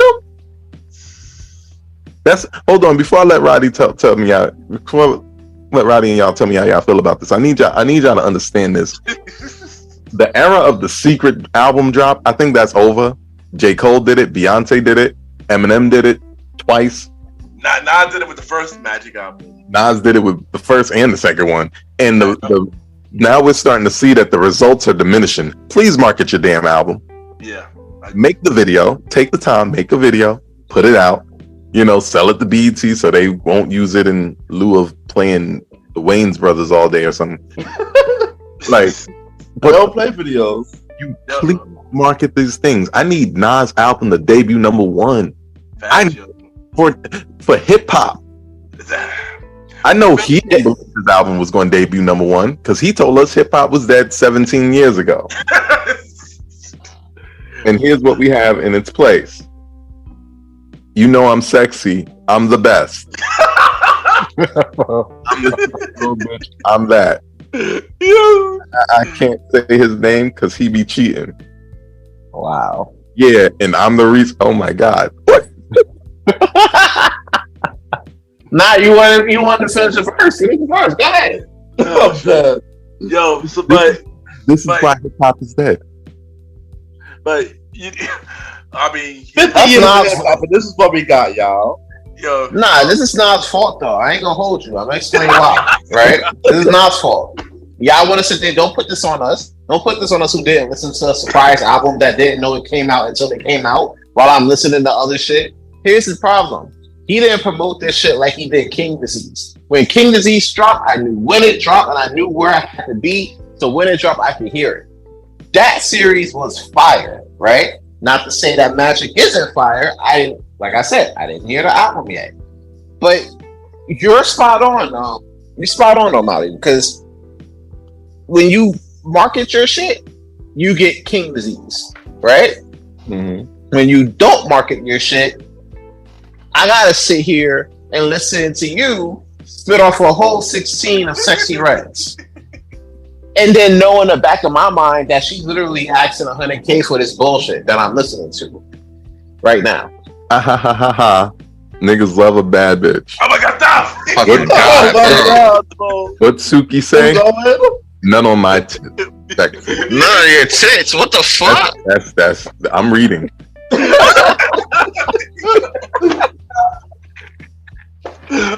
Oh fuck, bro, this is wild. Yo, all I say is this is terrible. I did hear that. I had album was on my review the last episode. Yeah, I mean, this I'm is gonna start reading Red verses when I'm annoyed. this is disappointed the hip hop is 50 year anniversary year. Hip hop is dead because we know next week, well, this week in this case, Travis Scott album is definitely gonna be number one. Watch, but hold on, you know what album is number one for this week on the top of 200 charts? Second EP Get Up by New Jeans. Do any of y'all know who New Jeans is? Who? You talking about Eugene? You talking about Eugene the wrestler? No, New Jeans. New Jeans. Oh, I thought you said Eugene. Never heard of Jeans? New Jeans. Is that like is that a hip hop act or a rock act? I do not know. So I look at the. Do he got old jeans and now he's new? So he got new jeans? No, I guess it's from look at the. I looked it up. His name look at is New Jeans. No. What happened? Hold on. What happened to it? I think the Hold album named New Jeans. Romanized some reason. No, the album is called Second EP Get Up. The second EP? Okay, I only found the first EP. Oh, this is the new. These are the BTS. Who are they? They're a South Korean teenage girl group. Oh yeah, they win. Yeah, they're BTS, bro. Yeah, exactly. Did I miss it? Exactly. Okay. Yeah, this ain't our battle, bro. This ain't our battle. Right. You see what happens when you make like I think we was talking about this earlier. There's no in hip hop right now. There's nothing really for the transitioning kid. Right? There's nothing really for kids who are too adult to listen to Bananas or Pajamas or whatever, but kids who are too young to listen to Pound Town. Oh my God, Well, don't play with it. We need something or all that drill music out there. hold on. Question: did y'all know that Lotto got a #1 song? Had a #1 song? You lying. She had a #1 song last week on the Billboard charts with one of the dudes from BTS. One of the dudes with solo. He got a lot on the track, and that song was #1. Of course, it's the #1. She had to do from BTS. BTS almost always. BTS is like the Premier Boys podcast. They almost always go #1. That's a fact. Like the fucking podcast, by the way. Oh man, Roddy, how you feel about Nas' album being at 50, debut at 52 this week, man? Man, it's 50 years of hip hop, and this is what we get. Like the direction of hip hop has really disgusted me this past few years, bro. Like, come on, like 50. Nas had 50 on the Billboard. Like, come on, he couldn't even get top 20, top 10. That means that people aren't even streaming him, bro. Exactly. And yet, we got Lil Uzi's Verb album debut at #1. Just when the Rocket's fired, I ain't gonna hold you. Oh my God. I played that shit at my wedding. We know, man. We know.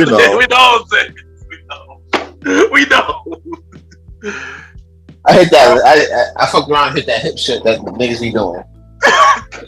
I'm gonna say hip hop is dead, man. I carry on. Next, final thing on the prequel, we got Jonathan Major trial got pushed back until September 6th. Yep, and that's really it. You know what I heard about this shit though? About this case? Yeah. Apparently, the accuser ended up fleeing the country, leaving the whole thing. Wait, what? This is like literally fuck Left this the shit. country in June when they started. Remember when they started talking about they wanted to arrest her now? Oh yeah. Left. She was like, oh nope, and then hopped on the plane. I was like, gotta go. Oh dang. Got a blast. Jimmy Neutron style, right? That's crazy. Nice.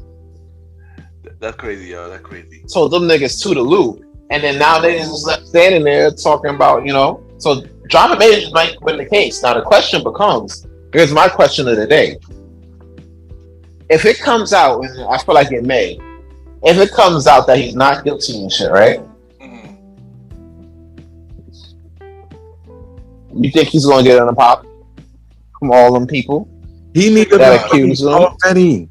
He should get an apology. They were supposed to apologize when the bitch fled the country 2 months ago. Fled the country. You can't make this shit up.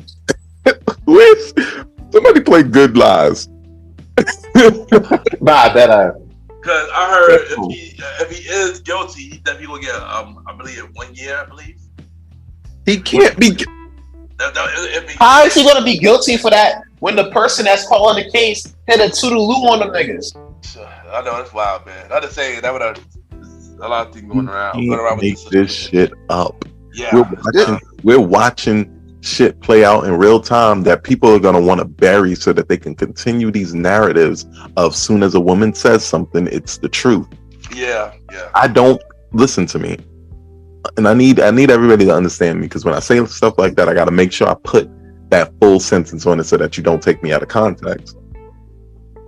If something happens to a woman, we got to take it seriously. Yes, period, bar none. Right? There's none of that shuttling her to the side, none of that, because we did too much of that, and too many creeps got to thrive. You understand what I'm saying? Yeah. But at the same time, we have to take each case seriously, and also have to address it as it is, not as we feel. Mm-hmm. You understand what I'm saying? Yeah. Because when shit like this happens, this woman needed to be in jail the minute they could prove that she assaulted him, the minute they could prove that she broke in his house, which they did, the minute they could prove that she was harassing him, and then they could have looked at it holistically and say, oh, she's probably also lying on him. Why is he even still going to fucking court? Yeah. It's just like Johnny Depp all over again, Basically. It definitely is. She still has to go to court, even though it's been proven that she lied on so many different things. Yeah. They left her running around long enough that she could flee the country. Mm-hmm. And they really let her do that shit. Wow. Flee They the let her just get out of here. But I guess we're gonna find out September 6th on what could have happened with this whole thing.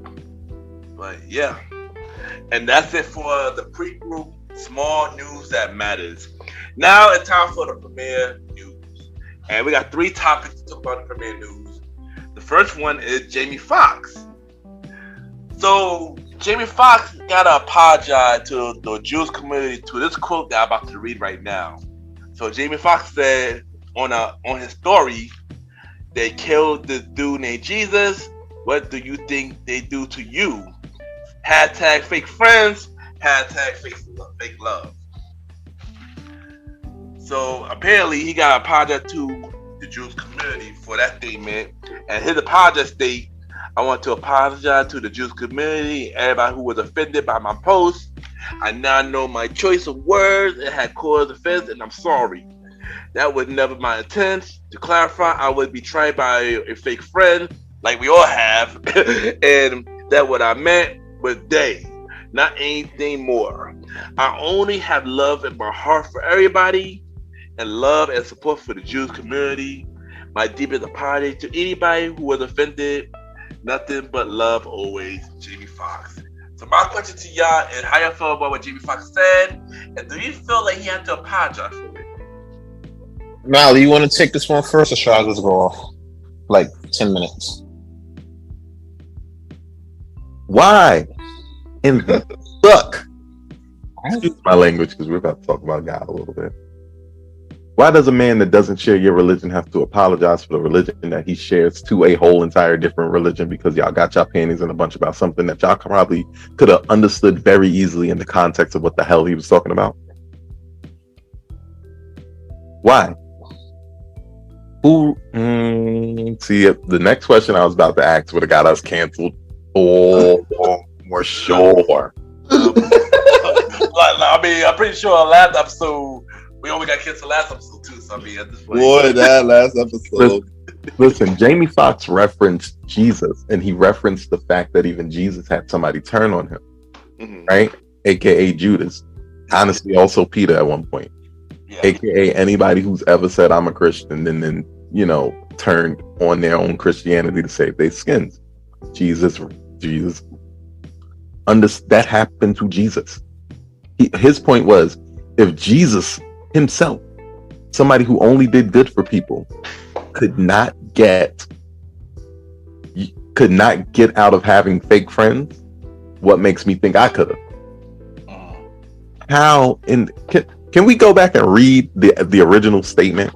Yeah, because I need to understand fully how we got to a place where Jamie Foxx has to apologize to the Jewish community. Yeah. So, all right. So the statement say they killed this dude named Jesus. What do you think they do to you? Hashtag fake friends. Hashtag fake love. No. So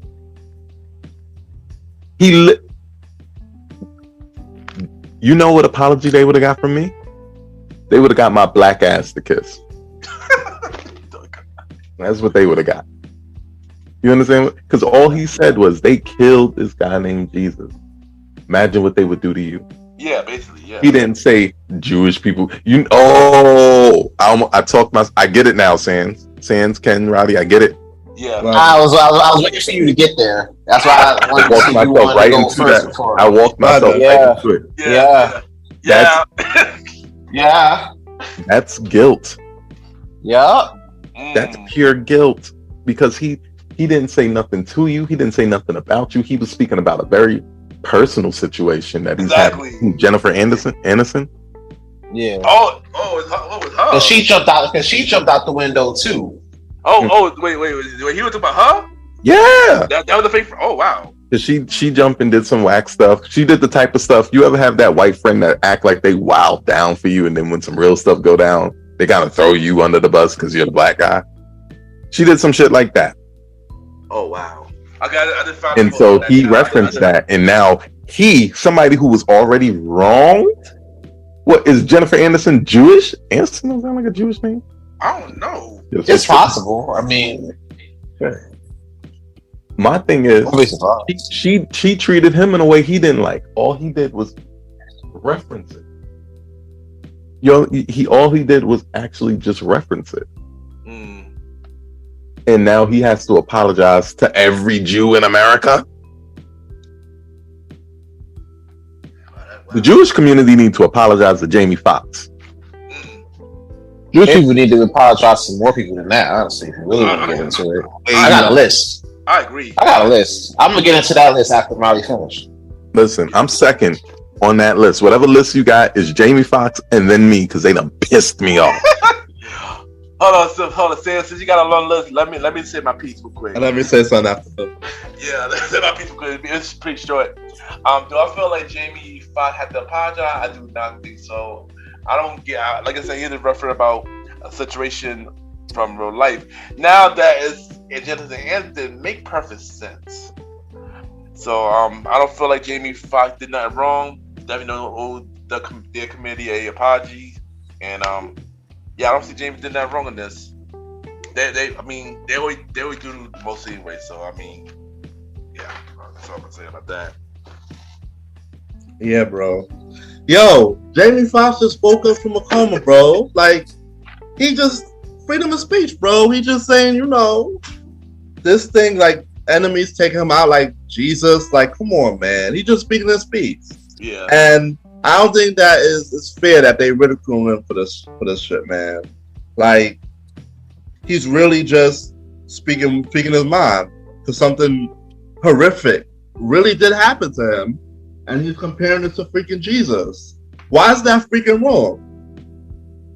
That's all I have to say about that. I really don't think that he's in the wrong for this.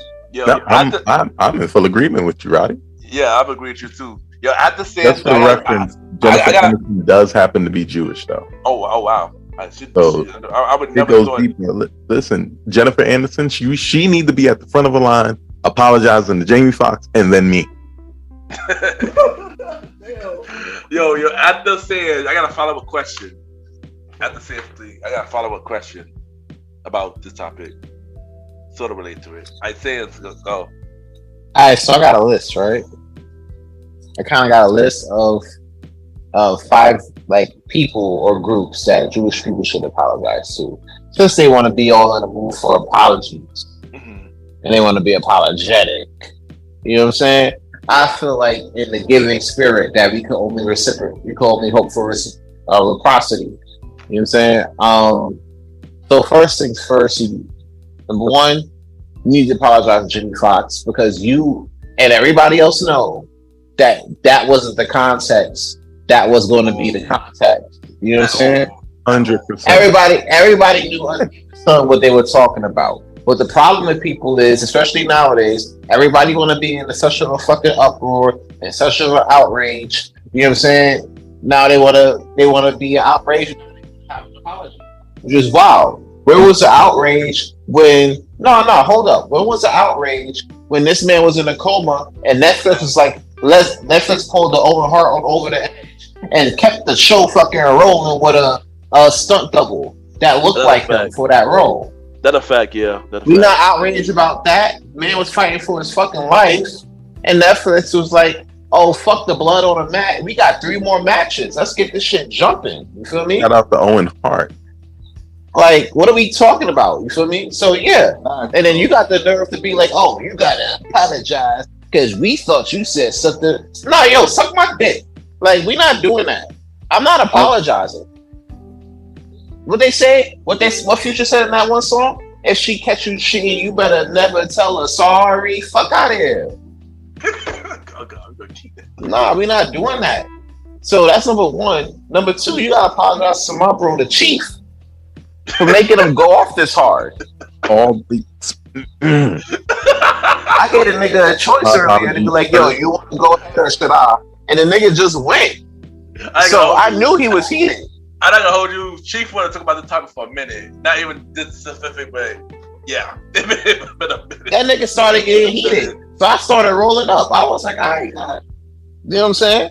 So yeah, I apologize to him. You're right, yes. Because it's been a minute. Too much. Like how many, and it's always, you ever peep that, like, it be us, they be doing wrong to us, and then we be having to apologize?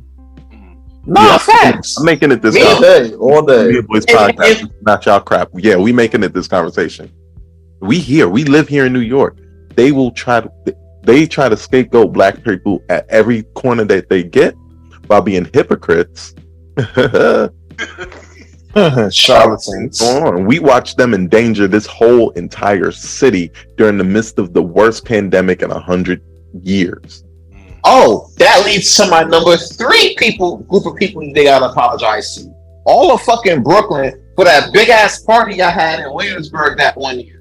You feel me? All 3, and y'all were looking like World War Z out there, but the Hasidic version of World War Z. It was crazy. Knowing you in a damn pandemic, bro, but then you get 5 or 6 of my bros, and they bringing some hoes through. Next thing you know, the cops talking about, oh, we gotta get a fine because we congregate too much. Get the fuck out of here.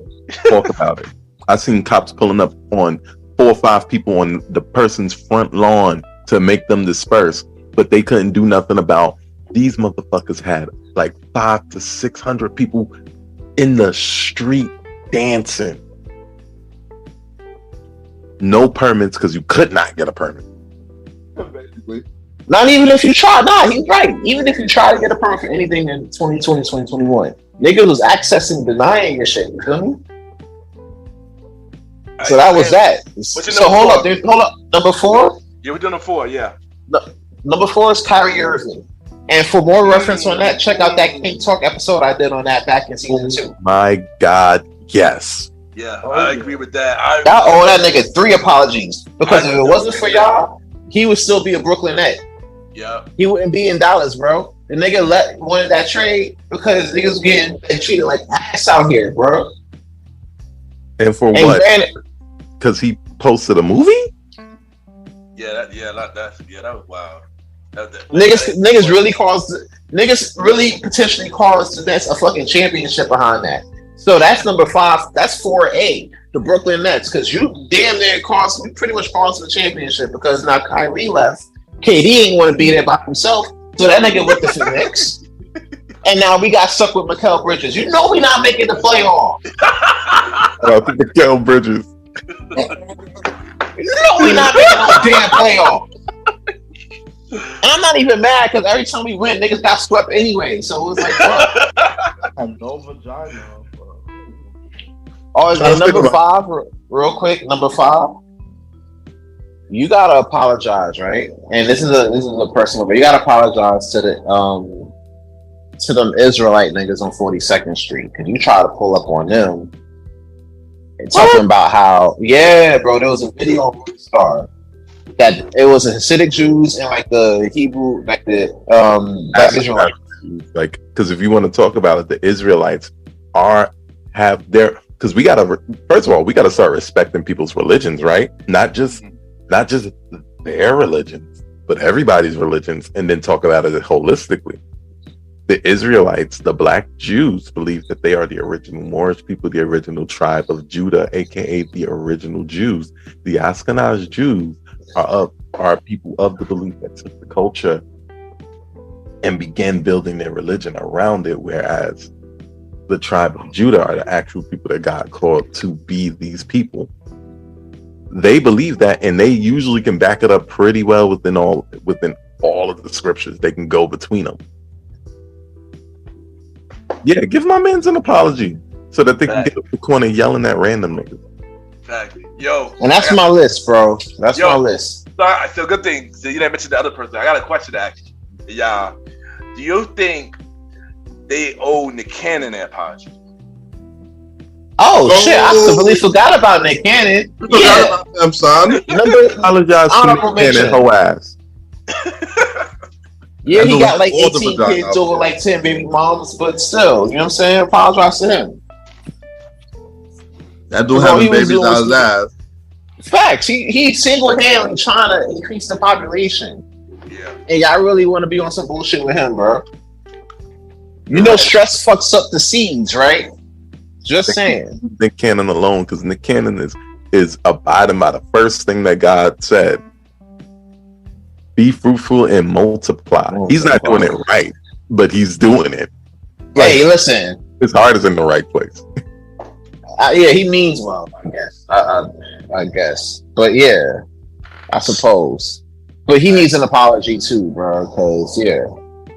Damn. There you go. I did go, yo. I like the podcast too, because I don't know, this might go left. We need to get them in. Yeah, it's definitely yeah. We need these likes. Because you know what they're gonna try to do, bro, and this is the part that's gonna piss me off, right? And I'm sorry, I'm gonna let us get to the next thing. Yeah, I'm fired up on this episode, guys. We all are. We see. Nah, facts. But like, you know what's gonna piss me off when they get a hold of this episode and they try to make it seem like we're race baiting and we're doing this, and they're gonna try to push us into those categories of those red pill people, and they're going to try to push us into those categories of those super conservative black people that get real weird about talking about black people. Then they're going to try to push us into those categories of super liberal black people that only talk good about black people and ignore our shortcomings. They're going to push us into all these boats to try to ignore the fact that they couldn't stop us when we stopped telling the truth, because we never did. They're going to do that. So let's enjoy this ride now, because as soon as we get popular, this episode is coming back to haunt us. Yeah. And you know what? When it does, we're gonna play this. We're gonna play this exact clip at the start of this episode. Just trust me. It's gonna be that gonna happen to a couple episodes. Yeah. Listen, we're gonna have.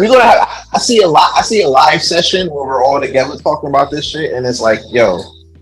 You know what I'm saying? Like, niggas really came out and said this, and we got to go back and give context, because we thought we gave context initially, and then, you know, people kind of veer it into their own shit, and then be like, you gotta cancel them. They did that shit to me season 2. Can't talk. It should happen already.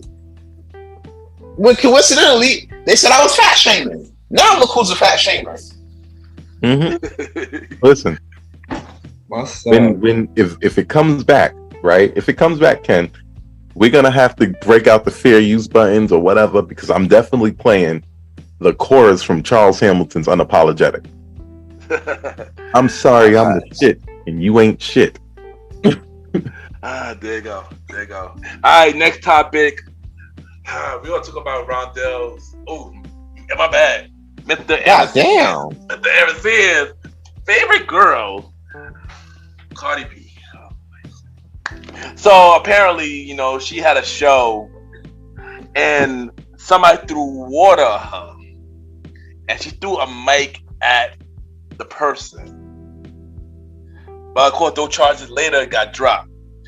So how y'all feel about the situation? Before I dive in the whole thing, how y'all feel about the situation with Cardi B?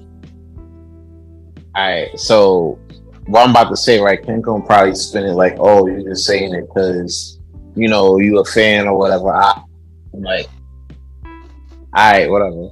So here we go. So check this out, right? So he was performing in Vegas, right?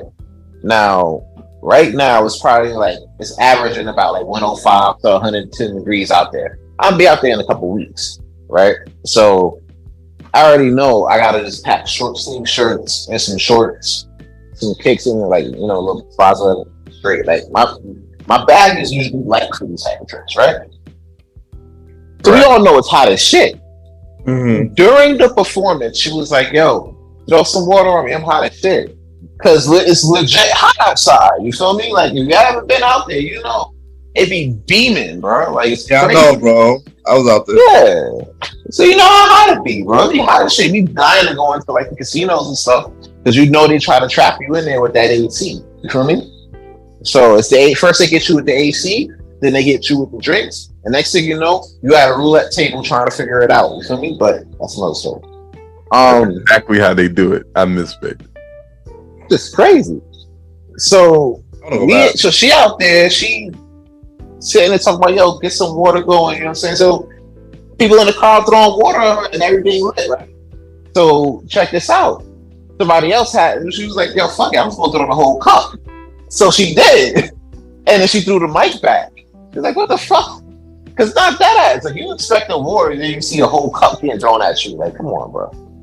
So, but the person that threw the cup immediately apologized, and then she realized, she was like, whoa, I'm so sorry.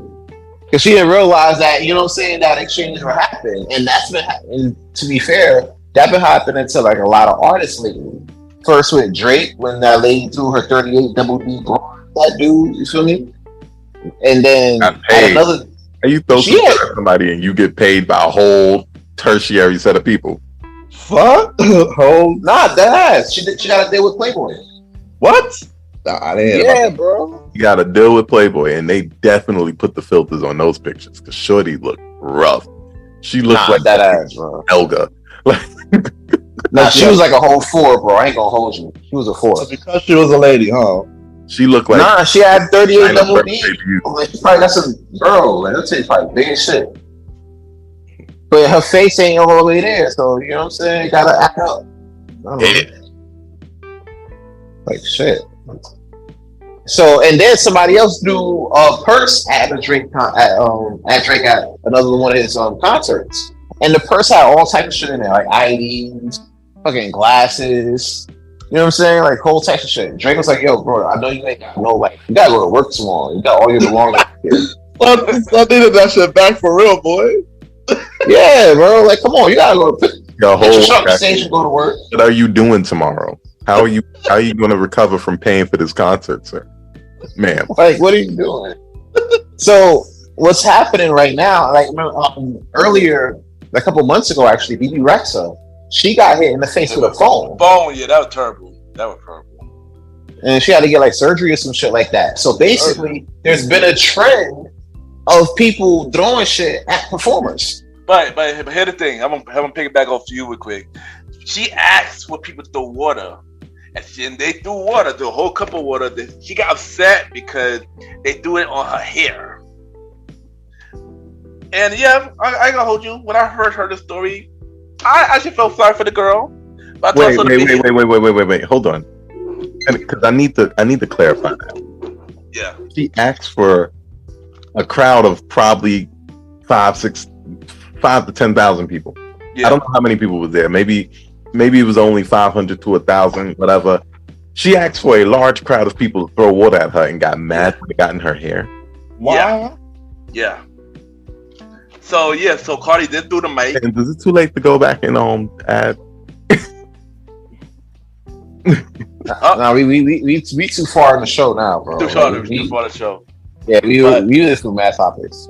Yeah, I already packed up Cardi this season. That's fair, but damn, that's. But I'm not done. Also, she did throw the mic at a person, but it hit the wrong person. It ricocheted not a person, and that other person got hurt. Of course, because they got a mic beamed down at them, and they weren't expecting to get hit with a mic. He's probably looking at the person. Damn, you shouldn't throw your whole water. Damn, why did you throw your whole? The thing was, the person that she threw it. The person that threw the water, she tried to throw at the person who threw the water, but it hit the person next to the person that threw the water. Oh shit! That had nothing to do with the person. I'm crying. Yeah. Oh my gosh, I didn't know that. That's wild. That's what happens when you throw a large, hard projectile at crowds of people.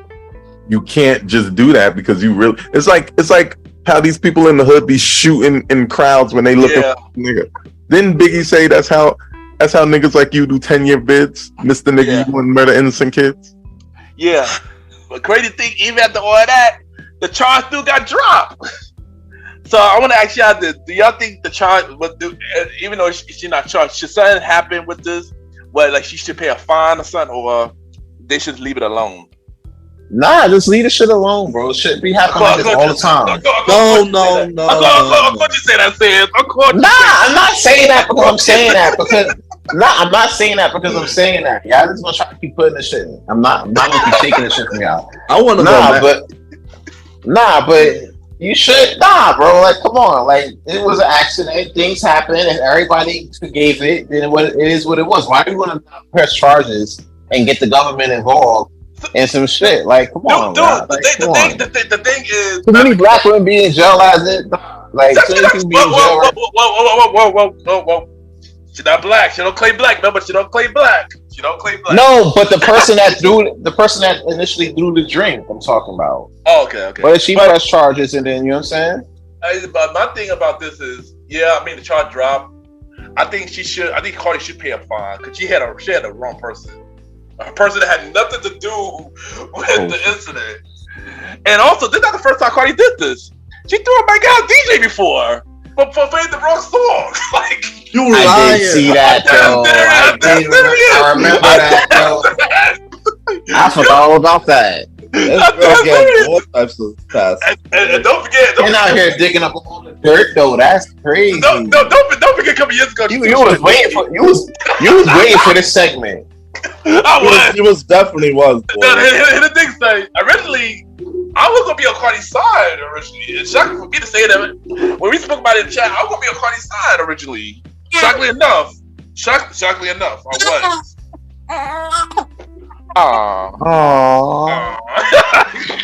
I didn't mute it. Baby break. Baby break. Baby break. Baby back to it. So let me make it quick since I didn't mute it. Oh shoot. Cardi B definitely, maybe she don't need charges pressed against her for being a moron. She does need to get sued for hitting the wrong person because that's the type of thing that happens when you do shit just because you're angry. Control your emotions. You're a millionaire. Tasha K, now you done got all her money. You're probably gonna have to use Tasha K's money for the lawsuit that you're about to get. Yeah, and I heard the person that she hit by mistake because they're gonna tell a story soon. So man, that shit was an accident. The charges because they know that civil suit gonna be better. If they don't need to go all that far, bro. That's crazy. She gonna come in there with a whole neck brace. Watch. I bet you any amount of money she gonna come in at. She need to come in there with a skull cap. Bag, yo. With a neck brace, a fucking clutches, and all that. She gonna really drag this shit out, though. She gonna. Really, as you should. I'm not gonna go. Sam, question caught up before Roddy speaks. Sam, I got a question for you. Sam, have you been hit by a mic? Nigga, have you been hit by Hold on, no, but I sound like it hurt. Exactly, it does hurt. Right? It hurt, but especially when you wasn't looking at it or nothing. I'm sure the person got clocked. But hold on, here's the thing. Let me ask you a question, Ken. What part of the mic did that hit her? Was it like the front part, or was it like the handle? The way she threw it, she threw that shit straight down. The front part, son. The front part. The front part, son. It had to be the front part. Like when she got hit, did it sound like doof? Probably so. What the hell, bro? I wasn't there. No, because Kim would have asked how does it sound, how does it feel to get hit with a mic, right? So I'm like, I bet. Let's really analyze this shit. Like, let's go there. Oh my god. Like, I want to find out what's going on. Like, all right, Roddy, go. Yo. Imagine you at the concert and you were the one that got hit with a mic. Wouldn't you be pissed the fuck off? I would be pissed off. Right. Yeah. So why shouldn't the person retaliate and she get charged? The charge was dropped, but why shouldn't he get pay the fine at least? Pay a fine or apology or some special treatment from her, some money investment, something. No money. Exactly. Roddy, I'm on. Just give us some tour tickets, bro. I can't. But what I'm saying is, so Cardi B got hit with a mic. Give me the bag. It wasn't intentional, but still, like when the people got killed at the and her at the Travis Scott concert a few years back, They didn't deserve that. They still went ahead. That is true. Hey, question. So We don't think know about it like that. Yeah, we don't know how bad she got hit. Her face could be messed up, or tooth or something could fell out. We don't know how bad she got hit. Don't matter. She got hit. Yeah, exactly. She probably didn't even get hit that hard. She come in there with a whole face mask. She gonna come in there with the Cody Rhodes face mask. Watch. And try to get 10 million. Oh, I'm done, son. I'm done. Now it's time for the main event. And you already know Mali already put the thing together a little bit. So we're gonna let Mali take this to finish the story. Now, as I step into my kingdom. Whoa. Why it sounded like, and I know y'all made this reference earlier, that sounded like Undashing Cody's theme song. With the mask. Some people.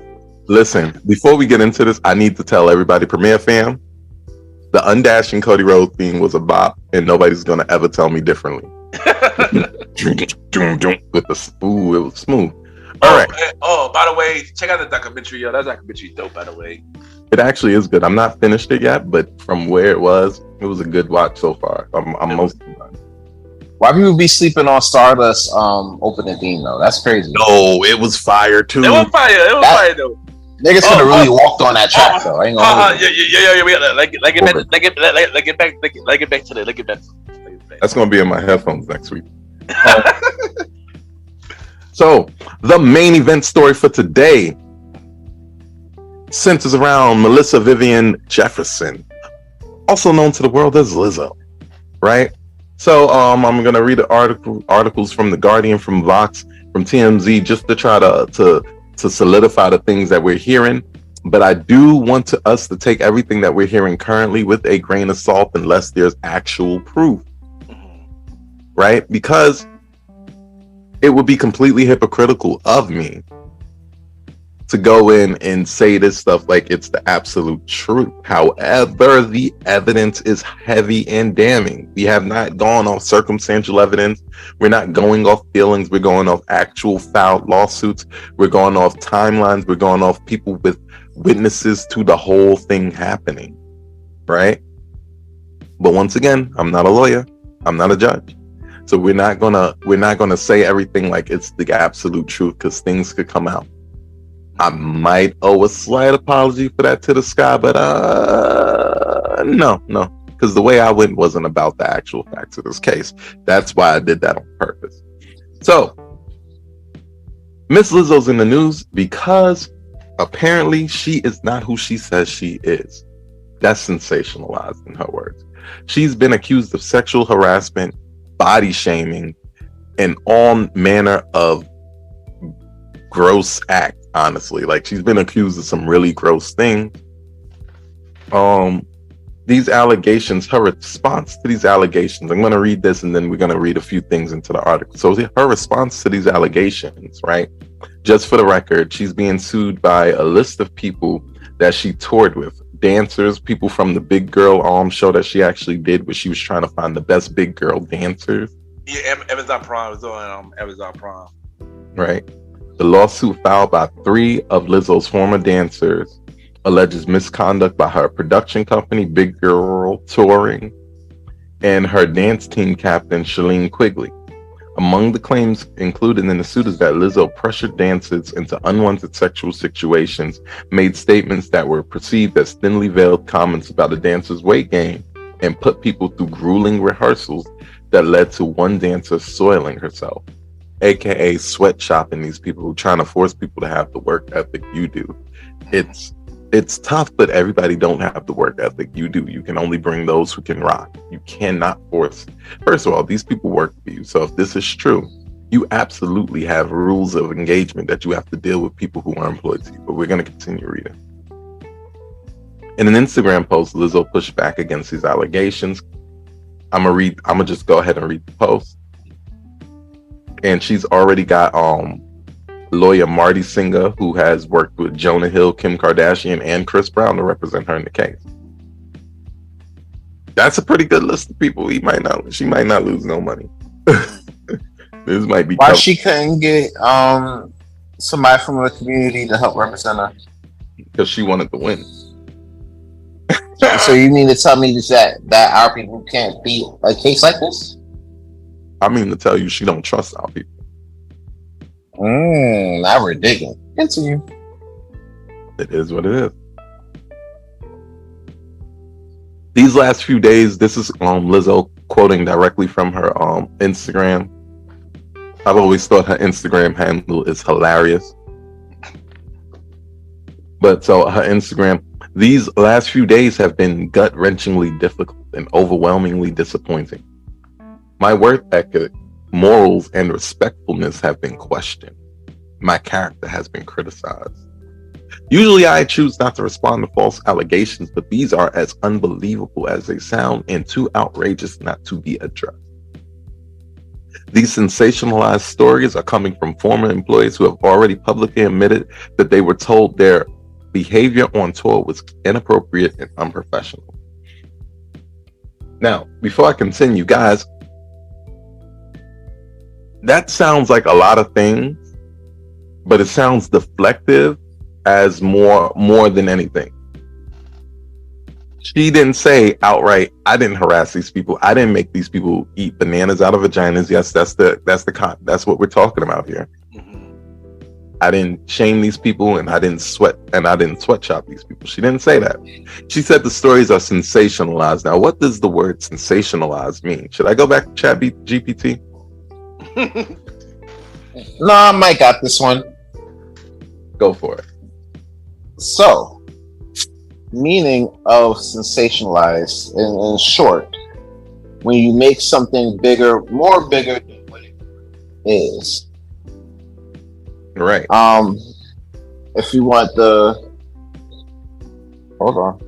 I thought I was more prepared than I am. All right, there we go. If you want the Merriam-Webster version of the definition, it's basically, hold up, it's a verb. That's sensationalized.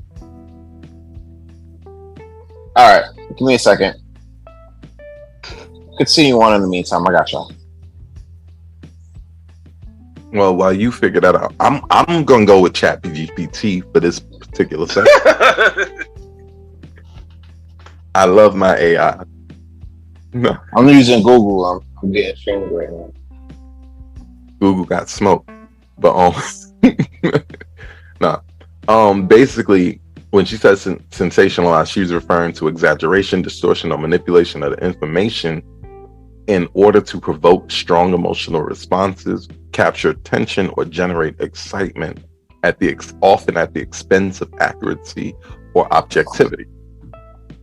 Now, leading with the whole she had people eating bananas out of people's vaginas in foreign countries thing, it does sound a little sensationalized, but did it happen?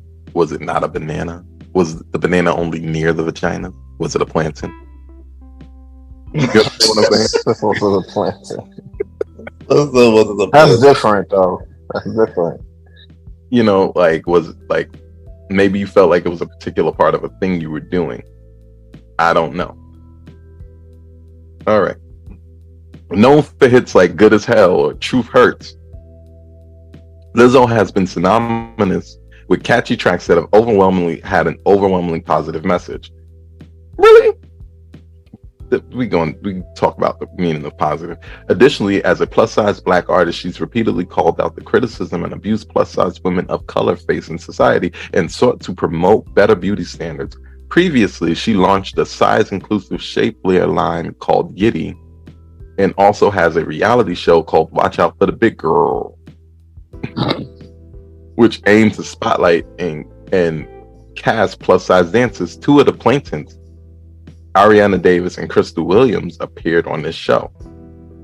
So the people that are suing her came directly from this thing. Now, people can turn on you, because I want to keep this objective. People can turn on you, say things, scandalize your name and all that stuff, but we need to see what's going on here, right? The stunning nature of how Lizzo and her management treated her management team, the potential harassment detailed in the lawsuit, though calls this message and her image into question while highlighting the relative lack of oversight for music artists in the industry.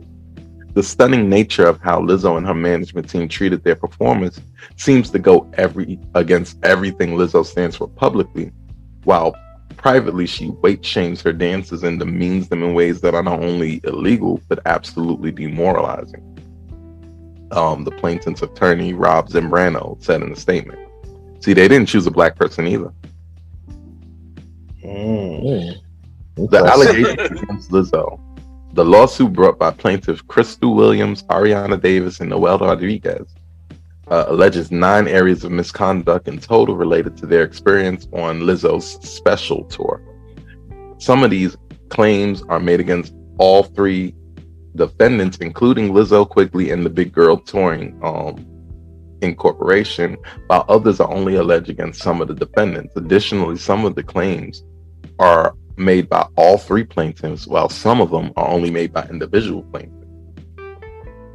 So essentially, some of these things they saying everybody was involved with, some they're saying some people was involved with, some people have different things, but they all come together to build the suit against her.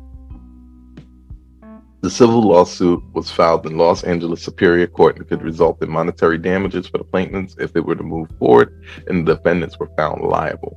Prior to filing the suit, Davis and Williams had been fired from the dance troupe, while Rodriguez said she resigned over how poorly her colleagues were treated. So she actually quit her dream job that she worked a freaking reality show to get to because of how bad her peoples were being treated, her colleagues. The allegations made against all 3 defendants include a hostile work environment that featured sexual harassment, a failure to prevent or remedy sexual harassment in the workplace, a failure to remedy religious harassment in the workplace. The plaintiff claimed they were made to feel their employment was precarious and that they had to comply with requests that made them uncomfortable in order to continue working, aka the type of creepy shit that Vince McMahon was doing to Trish Stratus at the end of the Attitude Era. Bark like a dog, damn it. That's really weird as fuck. And she did that shit. She did. That's rough. Because her employment was precarious. Some of the I think Vince McMahon needs the same lawsuit to come against him, but he is fucking bulletproof. I don't know how niggas can't get him or Trump. That's sizable. That's wild. It's funny you mentioned Vince McMahon stuff. They just raided his shit too. Yeah. Cause it didn't connect to the Trump situation. I think so. Because they're definitely best friends. Yeah, they are best friends. I know that. Yeah. His wife worked for him in some capacity during his during Donald Trump's tenure as president. Tied to his cabinet. She was in charge of, what was she charged of? I can't remember. I'll look it up later. But she was on his cabinet.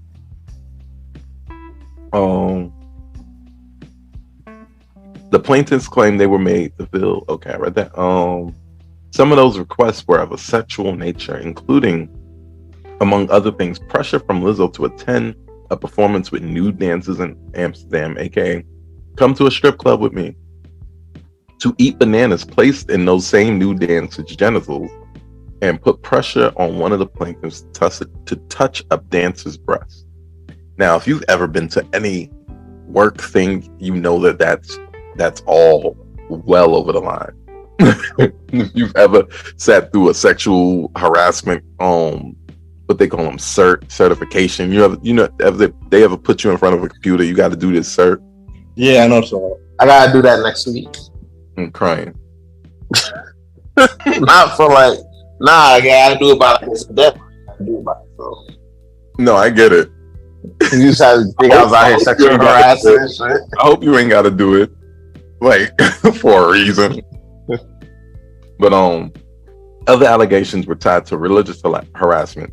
The suit alleges Quigley spoke extensively about her religious views as a Christian and berated those who didn't share these beliefs. It claims that one dancer's virginity was frequently discussed without her consent, and that dancers were pressured to participate in group Christian prayer regardless of their religious beliefs. All 3 defendants did little to remedy such actions despite knowing about them, the lawsuit claims. Now that's different. That's serious. in a manner of ways, because at the end of the day, as a musician, she's a private entity. So if you go into this private entity and this is how they get down, you can leave or you can stay, but I don't know if you necessarily have the power to change how this private entity gets down. So like, and the other thing is, you pull up to do a Christian prayer and then start busting it open on stage. No. It don't matter. Why are we even doing any of this? I think that all of the causes of action have some merit and some chance of succeeding. In my opinion, the strongest cause of action is a sexual harassment charge. I think it's likely that a reasonable person would think that behavior created a hostile work environment. That's what law professor Nicole Porter told Foxx. Porter noted that one possible defense could center on how much disclosure the plaintiffs had about the experiences that they should expect to encounter. So if Lizzo said, hey, listen, I'm a wild girl, I like strippers, and I need you to like strippers, I need you to be on my time. And so if you're not on my time and you can't be here, but if you're on my time and this is what we're going to do, she might be okay, because once again, she's a private entity. Another part of the suit highlights concerns Lizzo allegedly expressed about Davis's struggles on tour, including comments Davis perceived as thinly veiled concerns about weight gain.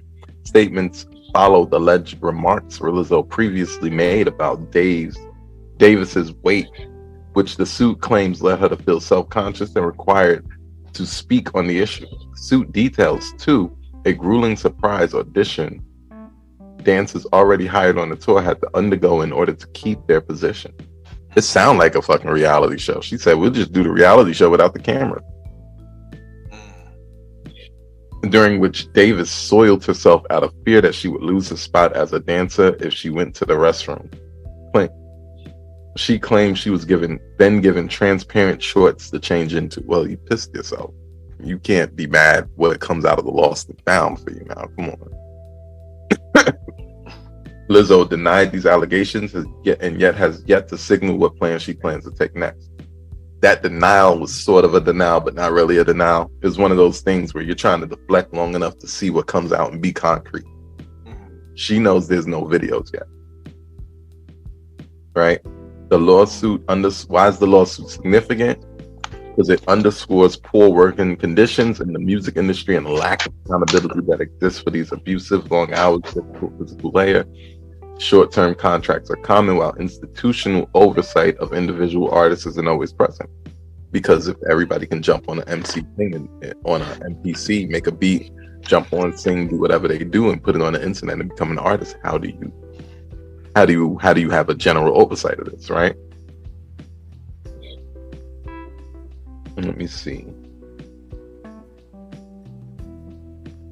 The sort of workplace, and I'm not going to try to read this whole thing, so I'm gonna skip around a little bit, but you can definitely find this article on Foxx.com right now. Honestly, just type in Lizzo. I got 3 articles to look into because I really wanted to hear what the allegations were, and I wanted to hear what her defenses are, right?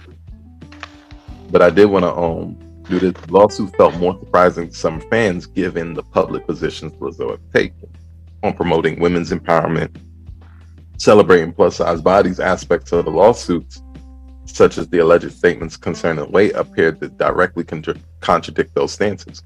She is losing followers like water. She's down 1 million, down 220,000 on the day-to-day. Down, right? Because her whole thing, her whole platform was big girls can do everything, and big girls are great as they are. You better love me how I am, right? Because I'm great how I am. And before we continue, I wanna say that type of mentality, you have to have self-esteem. You have to have confidence, especially in an industry like this, especially when you don't fit the mold, 1. But 2, you also have to keep that in check with humility. And that's one thing that people are losing, because they never had that level of self-esteem in themselves. And I spoke about this earlier. When they get a little self-esteem, when somebody tells them they look good, when somebody, sniffs on them a little bit, too many people will start smelling themselves Yeah. become the very thing that tormented them, because they were waiting for the opportunity for the rabbit to have the gun too long. Right. Other developments have brought to attention the case, including Beyonce's decision not to mention Lizzo's name while singing a song that referenced her in that recent concert. Beyonce has since today, as of today, gone back and said her name because I think she got caught trying to avoid political fire. And then she was like, no, I'm not doing nothing to avoid political fire. Meanwhile, she said Erykah Badu's name when Lizzo's name is in the actual song. Erykah Badu's name should have been in the actual song. I'm dead. Lizzo's song Rumors have taken on a different tenor in the wake of the lawsuit. In that song, she refers to people trying to sue her, NDAs, and singing about not caring about legal manners. Now, this is when your head gets too big, because you already know what type of stuff goes on. Like, the whole thing, this whole lawsuit, and I'm going to open it up because I finished that article. This whole lawsuit reeks of the rabbit having the gun, right? It reeks of you now picking on people that don't have the work ethic to do what you do. But then again, it's work, right? You understand this is what I'm going to get at. And then everybody, I want to hear y'all opinions. I want to hear how we go. We want to talk to Premier Fam. So since these are still allegations, even though her rebuff of these allegations was weak, it's still a rebuff. So I can't speak on it as it's fact. Yeah. But I'm going to talk about her whole style. Her whole style of music reeks of what happens when the rabbit has a gun. I'm on top now. If you hear her story, it's touching. She was homeless, berated. You understand what I'm saying? A talented homeless person who made it, and she want to put other people on that look like her because people like her don't make it. Yeah. But there's two schools of thought there. People like you don't make it because everybody don't have your work ethic. You yourself might be special. Everybody ain't built to do what you do. So you trying to force people to do what you do, how you do it, is always going to have negative consequences and blowback. You got to do what you do and hope that the people that can stand with you stand with you. At the other hand, on the other end of that case, though, I hear a bunch of people who wanted to be on, who wanted to follow their idol so bad. You're a big girl. I could be a big girl too. Yeah. I could do this too. I'm talented too. But are you willing to sacrifice the things she sacrificed to get there? And I'm not really talking Illuminati crap. But people don't understand, to get in certain rooms, you have to be certain ways. Yeah, so beyond all that Illuminati crap, there's like, you have to know how to conduct yourself in certain circles. You have to know how to speak to certain levels of people. You have to know certain levels of things to do. You have to be willing to put yourself through certain levels of crap. Especially if you're not the one who holds the gold makes the rules. So if you're not the one who holds the goals, you're not making no rules. You can't tell her how long her rehearsals is. Can she handle a 12-hour rehearsal with no breaks? Yes. Can you handle a 12-hour rehearsal with no breaks? Maybe not. That's her work ethic. You ran up on her, right or wrong. But on the other hand of this, you're not gonna bring me on from a show name Watch Out for the Big Girls and then call me fat. You're getting too fat for this. Is that a thing? Like, now we have to start talking about like reality and stuff. We have to start talking about the reality of being in shape, our actual bodies and our actual health. And that goes against trying to change the beauty standard to try to represent what makes you feel pretty. The beauty standard is what people feel is beautiful.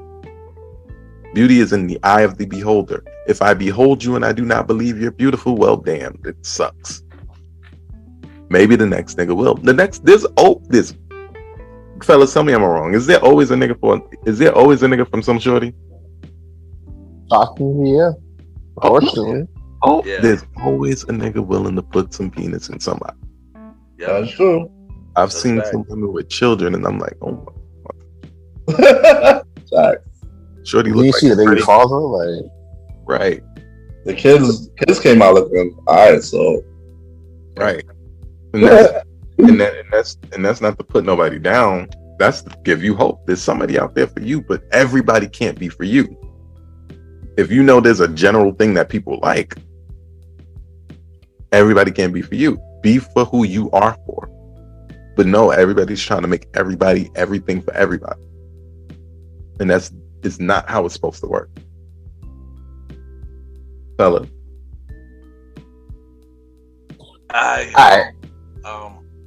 You know what? No. Who wanna go first? Roddy, you want to get into this real quick? Yeah, let Roddy go first. I probably got the shortest thing to say, so here we go. Yeah, so I'll go after you, Roddy. I don't got much to say either. Alright, so yeah, this is disgusting, basically, yo. Like, you're insecure about your freaking fat, and you was basically on social media. Yeah, what You said that, yo, I'm quitting. I'm not doing this no more. You was about to quit the whole music industry, but look what you're doing behind closed doors, bro. You over here treating your workers like shit, giving them a toxic work environment, bro. Like, treating them real bad. How you, like, you're operating like a cult. Like, come on. Be consistent.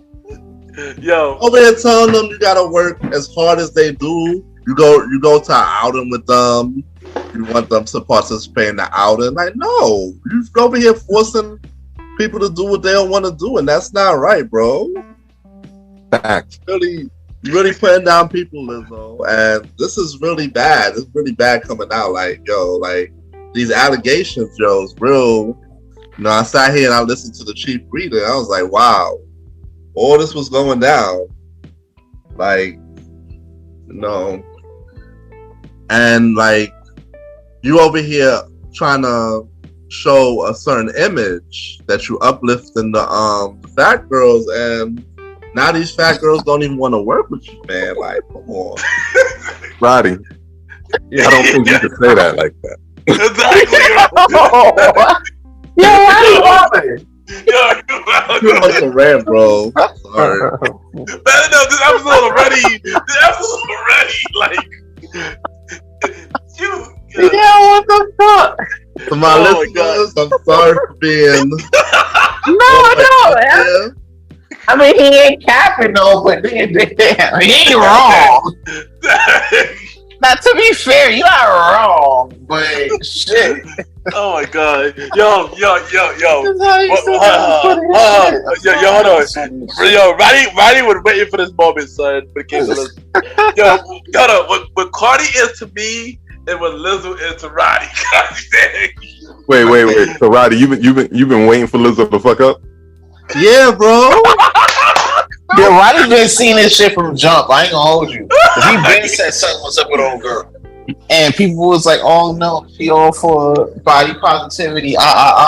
Meanwhile, behind the scenes, she the only fat bitch in charge. So like, nah, that's crazy.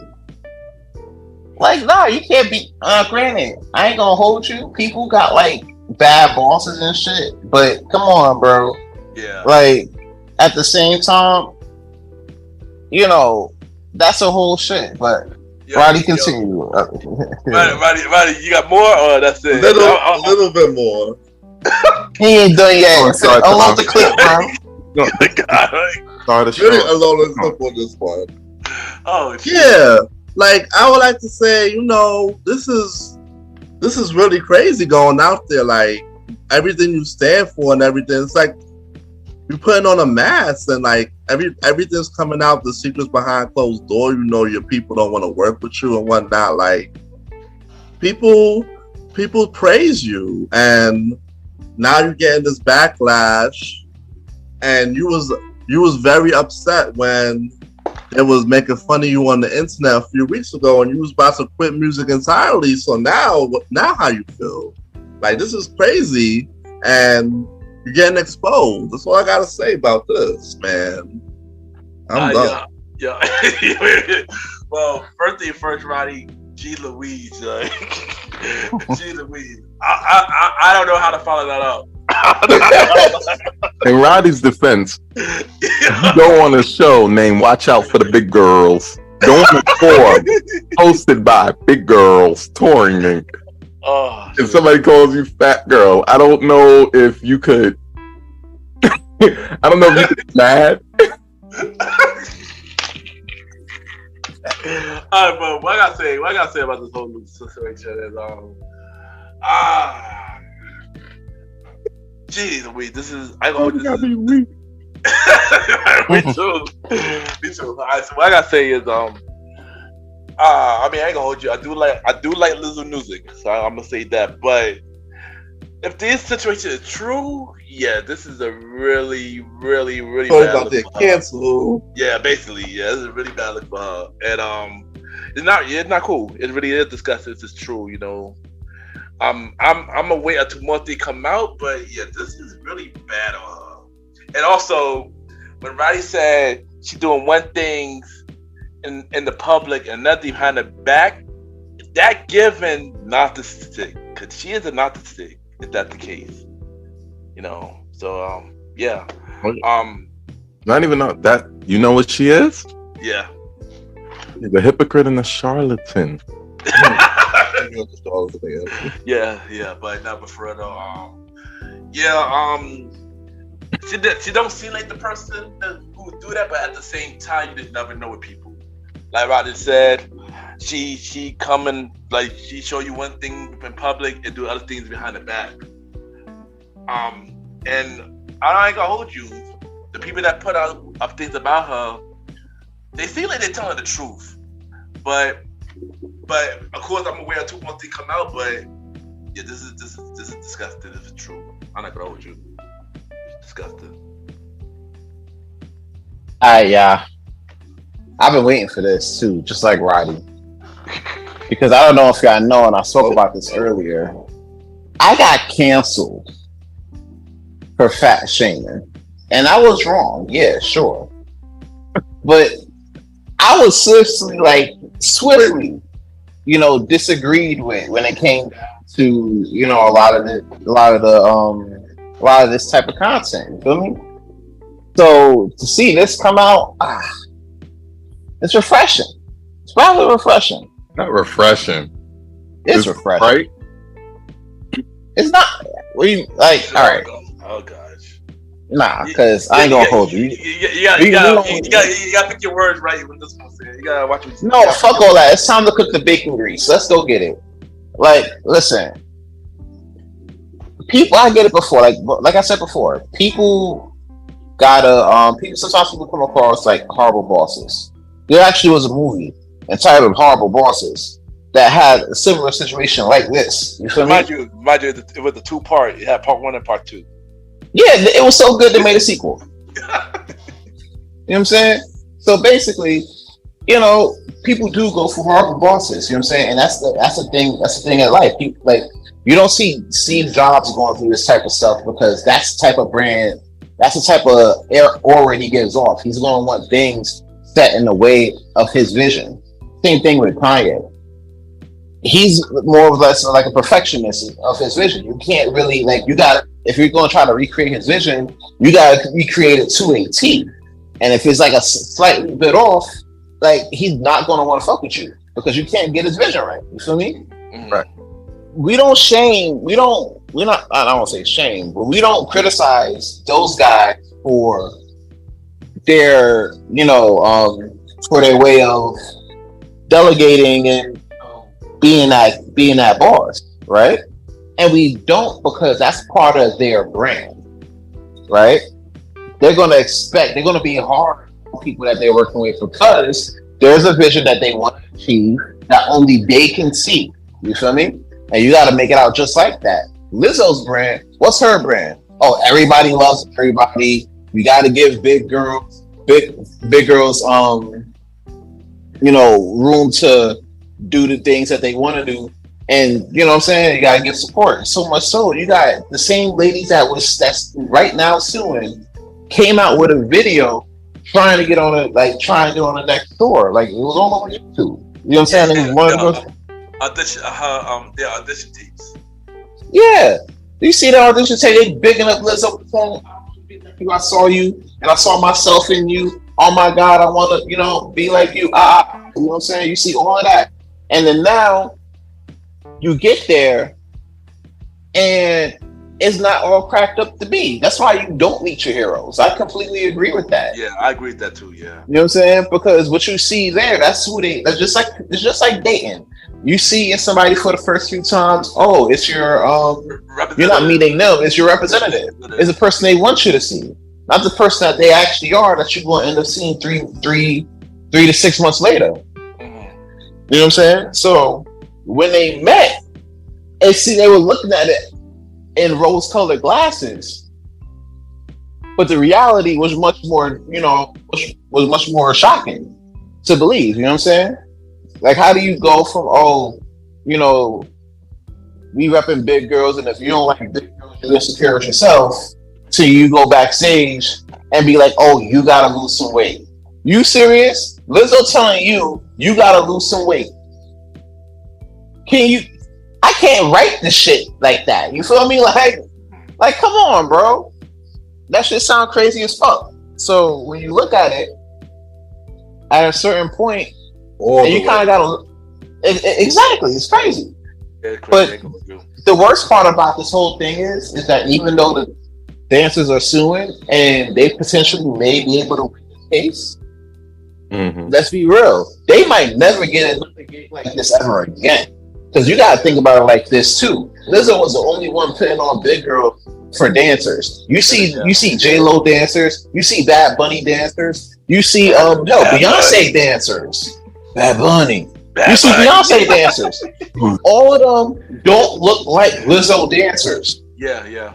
You feel me? Let's keep it up. I'm gonna keep it tall right now. Your typical dancers isn't plus size. You know what I'm saying? Because there's a lot of moves, there's a lot of shit you gotta do. There's a lot that comes with dancing. Wait, Sands, let me piggyback on that. Dancing will keep you from being big. Unless your body is meant to be big. Like, because that's the other thing people don't understand.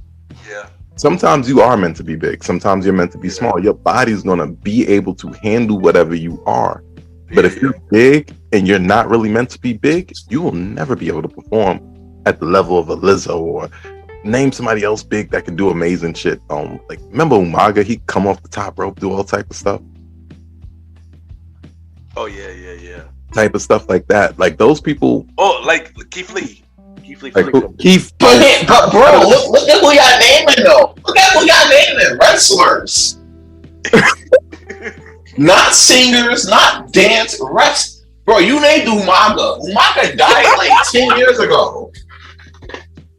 Keith Lee is old as shit, but he can still be agile when he is not old as shit. That's the fucked up part. Keith Lee only 38. He's like 2 years older than me. Bro, that gray hair had him looking like 58. Listen. He looks wildly old. He needs to go back. Yeah. That's my guy. Like the grandpa in the club. What are you talking about? Keith Lee, my guy, but yes. Continue, we losing the point. That nigga's that silly ass cake, Keith Lee. Oh shit, you're stupid.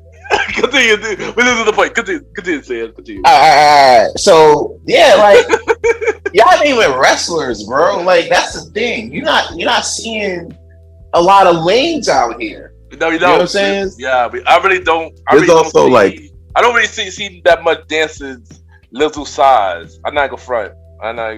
We don't. You know what I'm saying? It's not a natural thing to be that big and be that active. Yeah, it's not. Yeah. We have to, and it sounds like a mean conversation, but this is the God's honest truth. You can look at the results. If you are active, you lose weight. Your body tones. A lot of things happen. You don't stay big unless you're built to be big. Some people's bodies are built to be big. There's things like PCOS out there. There's a lot of stuff that can go on that can make you a very well-functioning big person. But sometimes You just eat too much and don't do enough. It's just like that. There's a big difference between Yokozuna and the people from 600 Pound Life. You feel me? Oh, Yeah. oh gosh. Nah, we cooking with grease today. Like, nah, there's a big difference. When Yokozuna was in the ring back in the early 90s and stuff, you didn't think he was like 400 or 500 pounds. Like 350, yeah, sure. But even then, damn, you feel me? But let me fuck your head up about Yokozuna. At 400 pounds and change, he could go like he was 200. That's Samoan shit. But once he got 600, he was out of there within a year. And I mean, that shit was clip. He died. He died. Yeah, he died. Yeah, that shit was clip. They fired him from WWE when he got too big and he couldn't move no more. Yeah. There's levels to everything. That's why it's kind of a dangerous rhetoric to try to push everybody to be big and to love big and to do all this type of stuff and then tell them they could do everything. You're going to get somebody ACL torn the fuck up out the frame.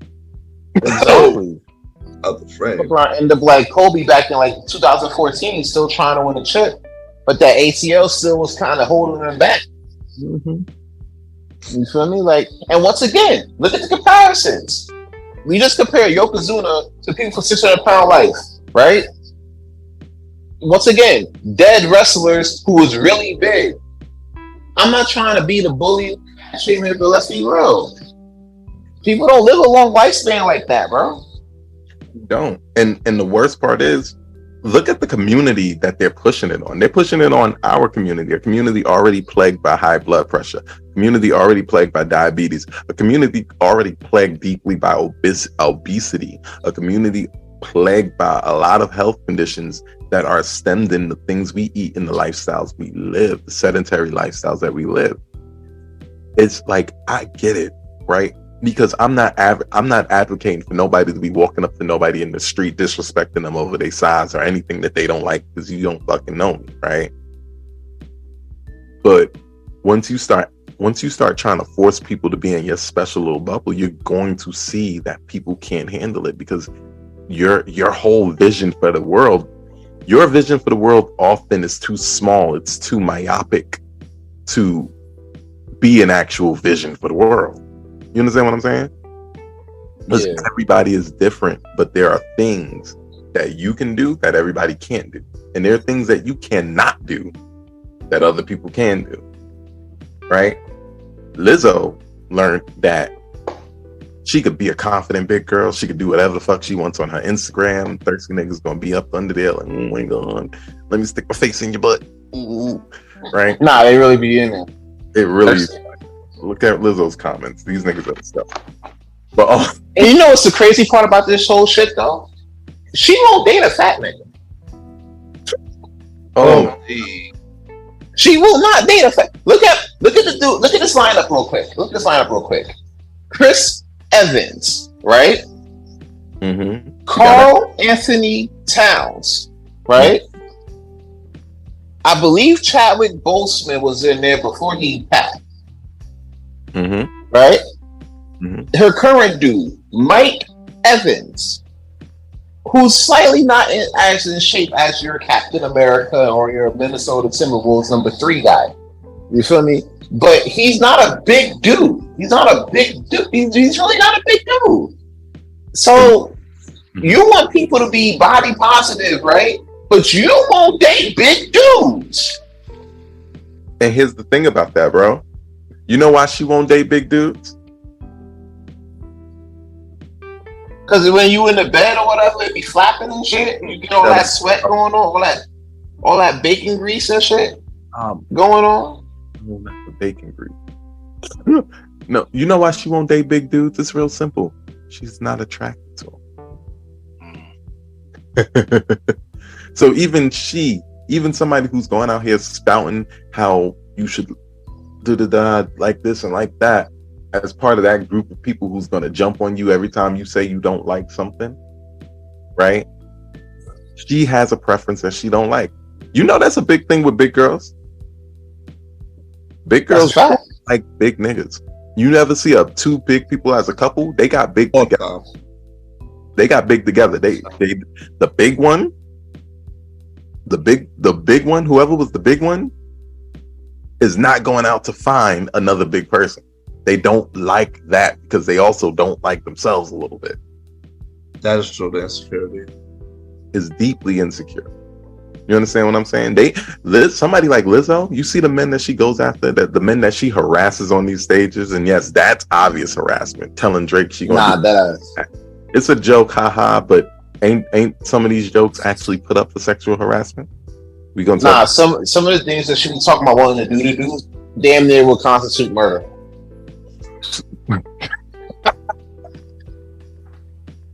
Just saying. What I'm trying to say, you stupid. What I'm trying to say, and we want to keep, and we want to get it concise and everything. The people that she's talking to, doing these things to, are people she's attracted to. She's not attracted to. She's not showing that she's attracted, because everybody say, "Oh, you don't know my personal life." Yeah, I don't know your personal life. I just know what you personally do in public. She's not attracted to big people. Big people often aren't attracted to other big people. They look for smaller people, or the big girls, they look for in shape niggas. You know what I'm saying? Or they look for skinny niggas. That's a fact. And on top of that, same go for niggas too. Like skinny niggas, they be trying to fuck all the big girls. Mm-hmm. It's an opposite attract thing. I don't know. Talk to a nigga that definitely told a big girl that I would definitely lick cream and strawberry. I ain't gonna hold you. I'm a pretty tall. I got some type of height on me. I like my women short. You can't be my height. You can't look me in my eyes. No, I like short girls too, son. I agree with you on that. You know what's weird? I like girls shorter than me or taller than me. Depends on how stout you are. I like a stout woman. I like a thick, odd hip, such and such woman. Like, you know who else I like too? Who? You know who else I like? My wife. Knew you was gonna go there. I had to let. I just described my shorty. By the way, let's win these points. I just described my shorty. Right. What I'm trying to say is, she even understands that you can like what you like and not like something else without hating it. And that's where we need to come to as a country, as a people, all of it. You can like what you like, not like what you don't like, and don't have to hate it, don't have to rail against it. Quite honestly, listen, as a whole for the Black community, do I want y'all girls to eat better and be better for yourselves? Yes. Do I actually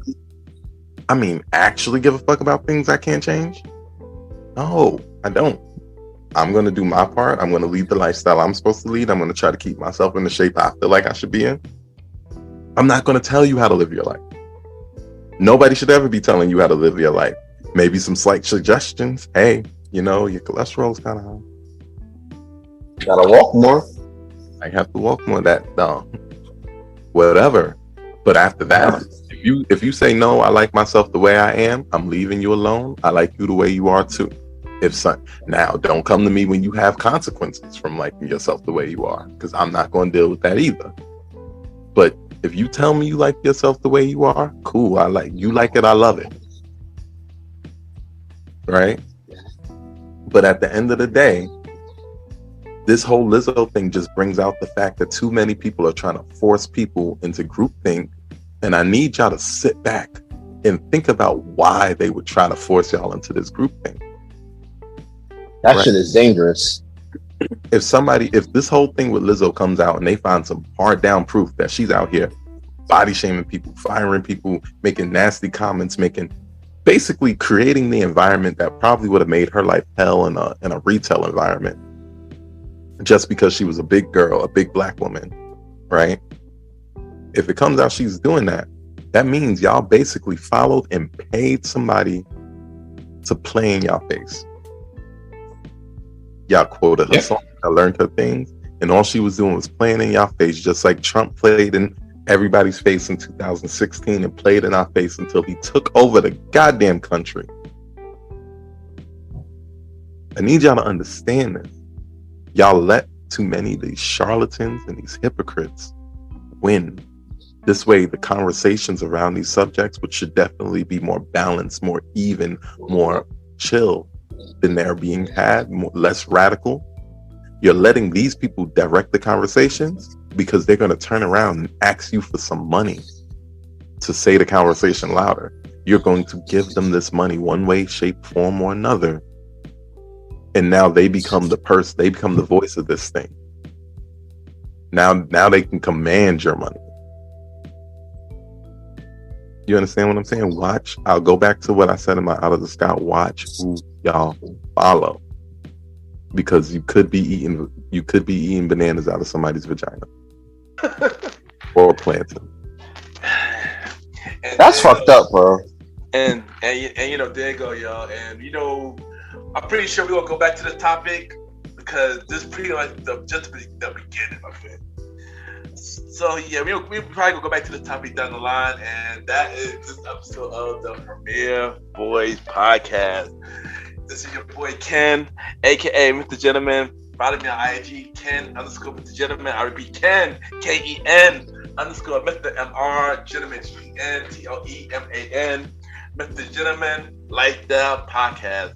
Every Sunday for the main series, every Thursday for spin-off series Thursdays, where I have shows like A Conversation About Music Podcast. Every first Thursday at 12 p.m.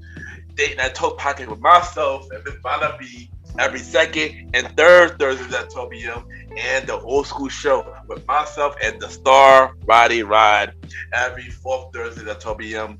Check out the website www.realmrgentlemanlifestylepodcast.com. Check out episodes, buy merch, all that good stuff. Season 7 of Mr. Gentleman Lifestyle Podcast, September 3rd. Season 7. Lucky number 7. You already know what it is. It's your man Zero Says, and we thank you for joining us on yet another episode of the mighty Premier Boys Podcast. In the meantime, you can follow me at Aaron Sands Premier on Instagram, King Talk Sands on Good Pods and X. New season of King Talk coming up Labor Day weekend. King Talk season 4. We are back. The number one news. Yup. Yeah. This is September 1st, right? Ain't that September 1st. First of the month. That rent due and that season premiere of King Talk season 4 coming back. You already know. The number one entertainment podcast on Good Pods. It's not even a debate. It's undisputed, baby. We back at it with another season. Until then, we'll see you next week for another episode of that Premier Boys Podcast. And you got me, the Star Roddy Rod. Follow me on my new IG, Star That Time Roddy. Season 1 of Star Time on all podcast platforms. Star Time. Apple, Good Pod, iHeartRadio. Go stream it, go like it. Season 2 coming real soon. Also, check me out every fourth Thursday on the Old School Show with this man, Mr. Ken, aka Mr. Gentleman. And yeah, we are out. Another one in the chamber. Yeah.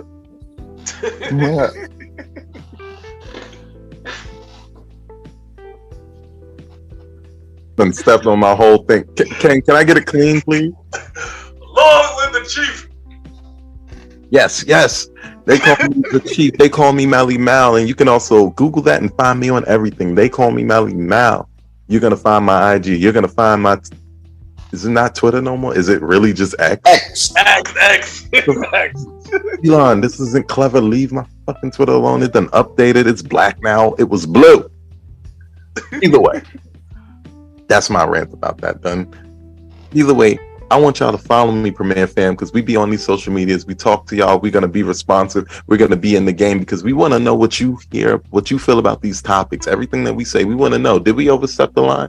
Are we doing too much? Come on, talk to us, Premier Fam. So hit us up on all these socials that you're hearing us on. So they call me Malimal, TCM Malimal on everything. I'm not going to consult you and tell you how to spell they call TCM, none of that. But Malimal is Malimal. One of these days, you're going to know without me having to spell, right?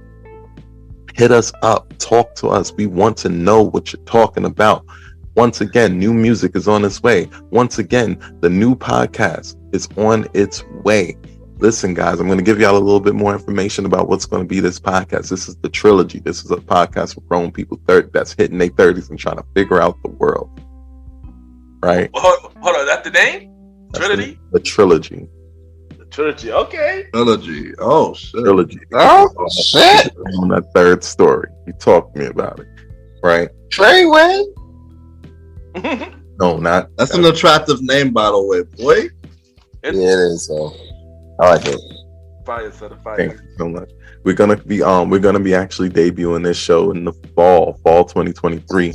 We're lining it up. We're gonna have guests. I really want to have guests of the same nature, people who are doing different things, hitting their 30s, learning different lessons. Because honestly, tell me if you didn't wish you kind of had like just a little bit more guidance hitting this spotlight, right? And that's what we're gonna be on. So guys, the trilogy, they call me Malimal, the Chief. And we're running Tribal Chief. Whoa, the Chief. and we're running it for now. This has been another episode of the Premier Boyz podcast, the baddest podcast in the land. Ken, please take us out of here. All right, so we only got 2 more episodes left of season 3.